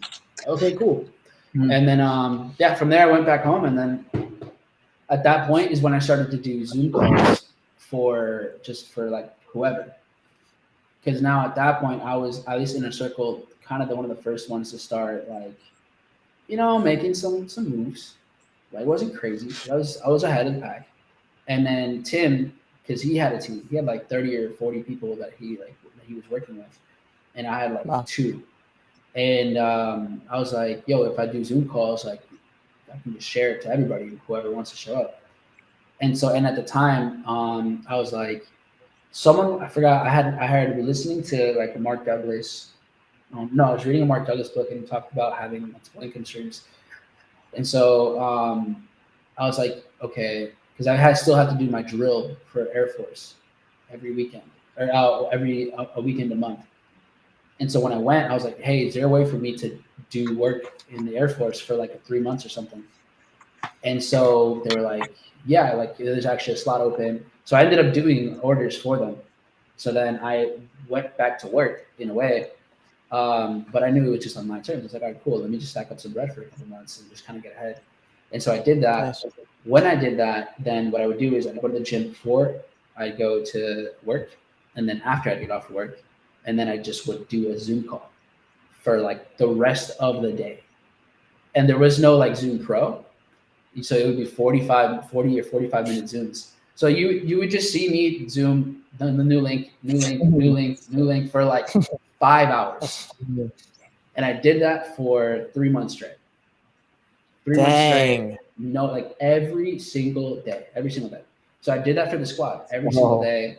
And that's how I got really good at just like marking up in front of people. And everyone just got better faster, because they had a lot of the go lives. They had I just would do Zoom calls every night, and I would just go over stuff. Other people would just share their stuff, and then eventually Tim and another guy, they were just gassing me up to someone in corporate and to Spila, and then eventually they hit me up. They're like, hey, we're looking for we're hearing a lot of good things about you. Do you have like a portfolio? Do you have some recordings of your sessions? And I'm like, yeah, I have like 500 hours of stuff recorded right here, and here's my stuff. And they're like, hey, can you be in Dallas tomorrow? And I'm like, yes.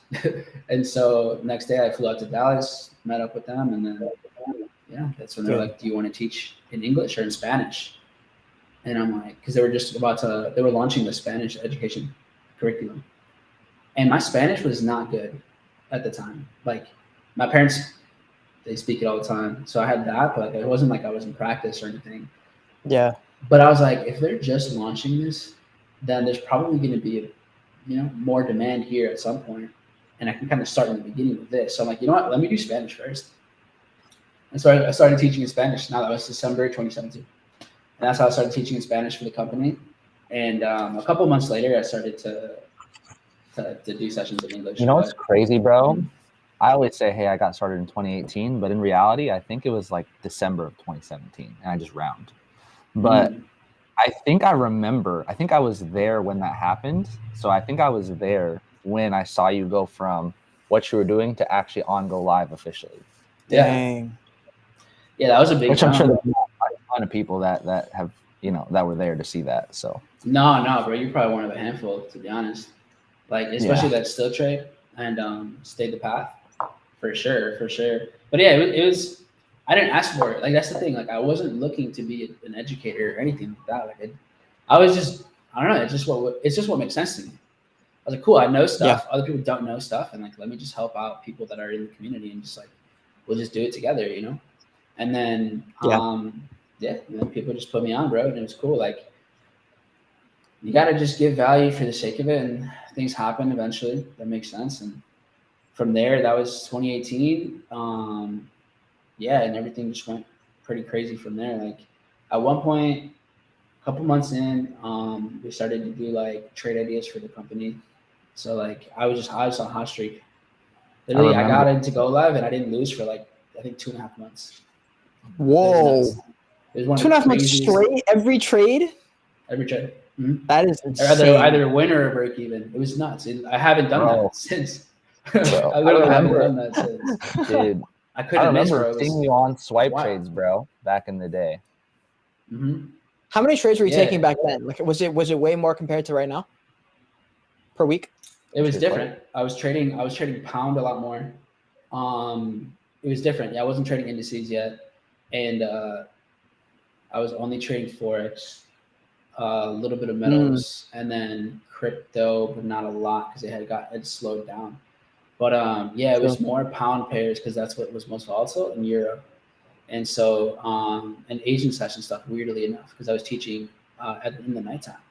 And so I kind of got a good groove. People can make it happen in any way. If people think that, you need to be New York session trader, London session. Like for like a year, I did Asian session mostly because that's just what the slot was for me to teach. But we're screwed in the West Coast no matter what. Like we're screwed every single time zone, every single anything. It's like either midnight. London session is better for y'all. Really? I think so. I mean, like, yeah, because on the West Coast, it's like midnight, and you're like London session is kind of starting, you know. Bro, but the thing is, like, if you want to wake up early and go to bed like at a reasonable time, there's like you have to pick one. No, Like, you either have to wake up at 6 a.m. or 5 or 6 a.m. or you have to go to sleep at like 4 a.m. Yeah, it's shitty. That part kind of stinks, but Europe for sure is the best time zone to trade in, by far. I feel that. Like every time I'm in Europe, like usually those are my best trading. I should probably move out there, to be honest, but but yeah, it's always been really good out there. I was gonna say, like, we're gonna wrap up here soon-ish, but I was gonna say, maybe some rapid fire Q&A. I want to ask a few questions on like some trading. So, like, one thing I've heard you say before, and you just said it again, was you were like, you like trading the embassies. And so, for a lot of people, I'm sure most people probably watch it, probably know exactly the answers to most of these questions because they've seen your stuff. And I've sat in on pretty much, if I've watched the live stream, it's probably been you, like 90% of the time. That's sick. I like your stream. Cruz also vouched for you in the beginning, but you trade embassies mainly. You've obviously changed over time, but like, why is that? Like, why do you do certain things that you do right now? Why do you do what you do, right? Yeah, what's wrong with you? Like specific things, like very specific things. Like, why do you do something embassies? You know, a lot of it is kind of optimizing my life. So indices I like because I don't have to be monitoring the market very much. Once I'm in, like, I just take care of it. Might be 30 minutes, might be an hour, might be 2 hours, and then I can be done. So then I'm just detached completely from the market, and I can go, take care of businesses, get back to messages, go work out. Like, I can go do something, and I don't have like this trade in the background of my mind. Because question on that. Go ahead. Obviously, you're going for like you're doing the 6 a.m. and then 7 a.m. when it comes to the live education. Pacific, yeah, Pacific time. With that being said, if you weren't doing that, and if you were just trading by yourself, how long would your session typically be if it was just you trading by yourself? Like, on average, obviously, sometimes you gotta be on longer. Sometimes, but I've seen you like take a trade, be done in 10 minutes, 15 minutes. On average, what do you think is like an average time? Because people think it takes so much time, So I'm just curious what it looks like. With indices, my average trade time is like 30 minutes. Like, I have like the audit. So on average, that's how long usually a NAS or US 30 trade will last for me. If I'm trading indices, if I'm trading metals trades, I tend to swing them a bit longer. So those sometimes can be days, if not weeks. I don't really swing trade indices. And then if I didn't have to, if I wasn't streaming, the sessions would be way, way, way shorter.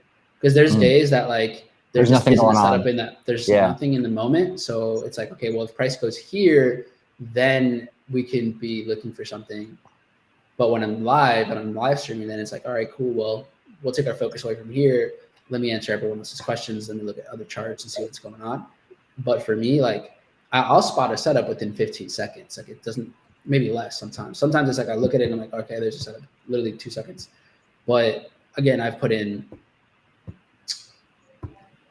I don't know, fucking 25,000 hours probably at this point, So like, even just live streaming alone, I think I've done 7,000 hours of live streaming trading.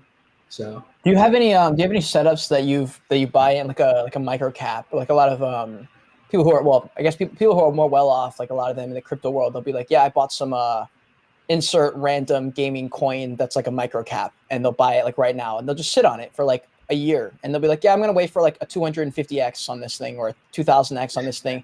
Do you have any of those kind of, like, you don't have to tell I did have a couple of those. Yes. So, because it's like, what's the cost of failure, right? What's the cost of being wrong completely? And also the timing. So when it was like late 2020, early 2021, I'm like, yo, guys, like, we're about to go crazy. Like, this is about to go fucking nuts. So there's going to be some coins that are micro cap coins that are just going to pop off because they're good enough on paper and people can rally behind something like this. Yeah. So there was a handful of those that we did in 2021. And those led to life-changing results for some people. So Yeah. it all depends on one, how much money do you have to play with. I definitely had some things where I'm like, okay, if this just goes from 10 million market cap to 500, yeah, that's a 50x. I'm cool with that, you know? Yeah. So yeah, we definitely, now that's not the main, you know, that's not the big portfolio aspect. I think percentage wise, usually I was running like 15% on microcap. It just depended on the timing. And then we'd cycle out. But yeah, definitely there was moments where I'm like, I'm gonna go heavier on this one because this is coming at a profit. So it also depends on where the money comes from. There's something that Nance said a few years back, which I love. She said, never out of pocket, only out of profit.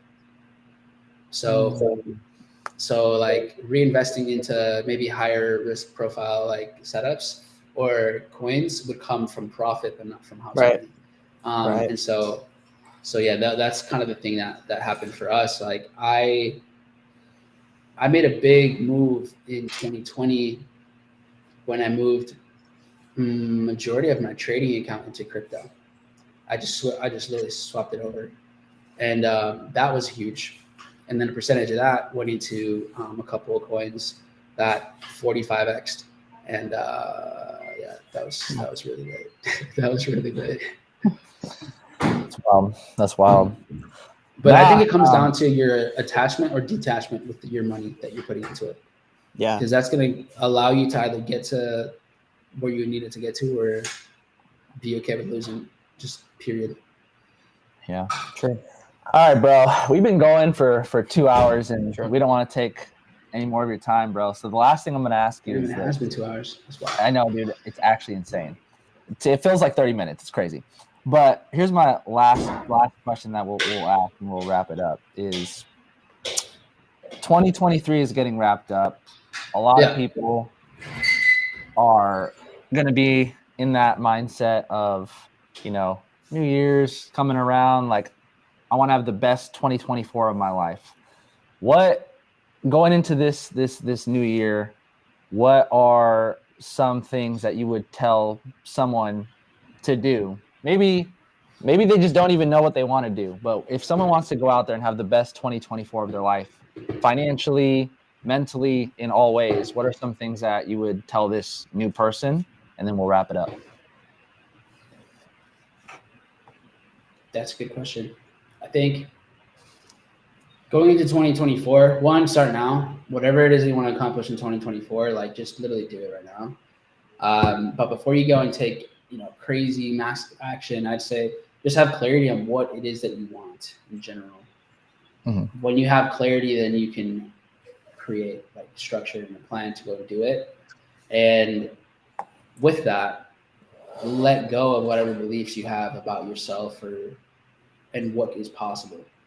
So if you do want to go and do something you've never done before, do something that maybe people around you have no intention of doing or have ever done either, then create basically an ecosystem for your life so that it's positively reinforcing like who you want to be. So if you don't know who you want to be, then you have to figure that out first. What kind of person do I want to be? What are my standards in my life? And because sometimes like how you make money, that might come a little bit after you figure out, okay, who do I want to be in general? Like let's say you want to lose weight, same thing. Right? So I think the identity shift happens first, figure out who you want to be. Then from there, you make a plan on how you go and become that person. To give it more like structure and to increase the probabilities of you actually doing it, just audit your environment completely. Like, what are you consuming on every level? Like, people-wise, what are you consuming on who do you listen to in terms of videos or audios? What are the leeches in your life? Mm-hmm. When do you feel your lowest? Okay, what's the common pattern around that? Is it your friends? Is it your family? Is it your significant other?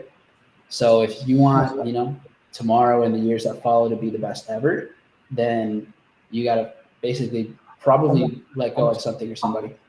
So yeah, that's what I would say, man. That's how you set up. Yo, I know I said last That's what I would question. Last question. Serious question. All right, for sure. is, obviously, you could be doing anything. There's a million things that you could be doing. Why are you choosing to do I am? Number one, it's a two-part question. The second part is, if you weren't doing this, what would Mike be doing? And then we'll actually wrap it up.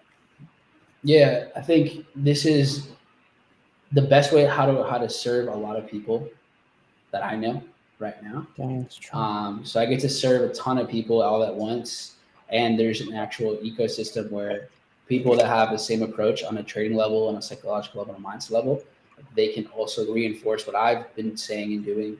And so you're able to have that in a community and a culture. It's never perfect, but as long as you're plugging in and doing the right things, I think the recipe to be successful is very, very good here. And so that's why I like being here, because one, I just get to serve a lot of people from all over the planet, which is just the coolest thing. Like when I started to stream and the chat is like, yo, from Poland, from Germany, from Kazakhstan, from Qatar, from Netherlands, from everywhere in the world, all over the US, it's like, dude, this is so dope. Like it's international. Like the message travels even if I don't in the moment. So like, I think that's cool. Badass. And then what would I be doing if I wasn't doing this? There's definitely things kind of that I'm already working on behind the scenes, just business completely outside of trading. And the number one thing would be just more focus on the music side of my life, in terms of not just like producing music, but like I want to have my own venue, my own label. I want to have my own festival. So like the journey of all of that and like doing all of that, because like music is such a big part of my life that I don't really share it too much, but like it's like massively important to me.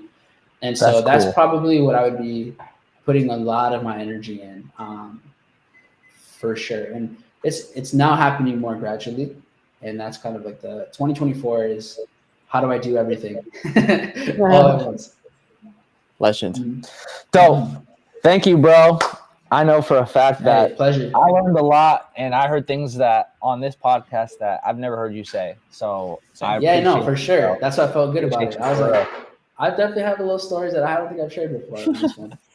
Yeah, bro, this is one of my favorite podcasts I've ever done. I've done over 150 episodes. So no way. That was awesome. Sheesh. Yeah, no, my own podcast. Dude, thank you. This is cool. This is cool. You guys, I gotta give it to you guys. Here. Do you have a favorite restaurant? You've been all over the world. Favorite restaurant? Okay, one of my favorite restaurants, the one that came immediately to mind, is Full Bloom in Miami. Ironically, Miami is not the place for food for me. Oh, I think Miami, and I love everyone from Florida, but I don't think Miami has very good food overall. Dang, bro, shots fired. It's just not it for me. But that restaurant is fucking epic. Shout out to the Chef Rojas, man. That boy, he's not there like running the ship anymore. But Chef Rojas is crazy, and then the management and the owners over there are absolutely amazing. From Italy, the homies those are some good fucking people, bro. Like good people. Let's go, dude. So yeah, they know what they're doing. I say Full Bloom from Miami. There's a ramen spot in Madrid that goes fucking crazy. And then there's a spot in Colombia, in Medellin, Colombia, that it's called Cade. They have some crazy stuff. But anyways, we can do a whole podcast on the food, bro. I was gonna say next time we talk, we'll get into more of that side, the travel side, because that's something people really want to know about, is living in different countries. I want to know about that because we're thinking maybe something like that. This is part one. This is the trading side. Part two, we'll have the travel side. Awesome. Yeah, I'm looking at this and I'm like, it's been 2 hours. Like, dude, I feel like I didn't. I said so much and I said nothing. I have so many more questions. I was like, crap, we definitely have to do part two. And also, thank you for everyone who was in the live with us. We had like, this is only a few of the channels, so I don't know exactly how many, but we had a ton of people in here live, and the people are going to watch afterwards. So thank you all for watching as well. Hit the like button. And also, Mike's stuff is down below in the description, so just click that, show more, and then click his link, and you can find him. You can find all the streams. I want to add one thing, and I want to say, you guys make the process just really chill. Like the chemistry that you guys have, and just the quality of the questions make it just flow. So shout out to y'all. Keep doing it, because it's about to be about to pop off. I'm excited to see y'all up there in the trending side of things. Let's go, baby. Appreciate it. Cool, bro. All right, yeah. Hey, thank you so much for everyone that's watching. Guys, until next time, continue on your Joyage, continue to learn, immigrate.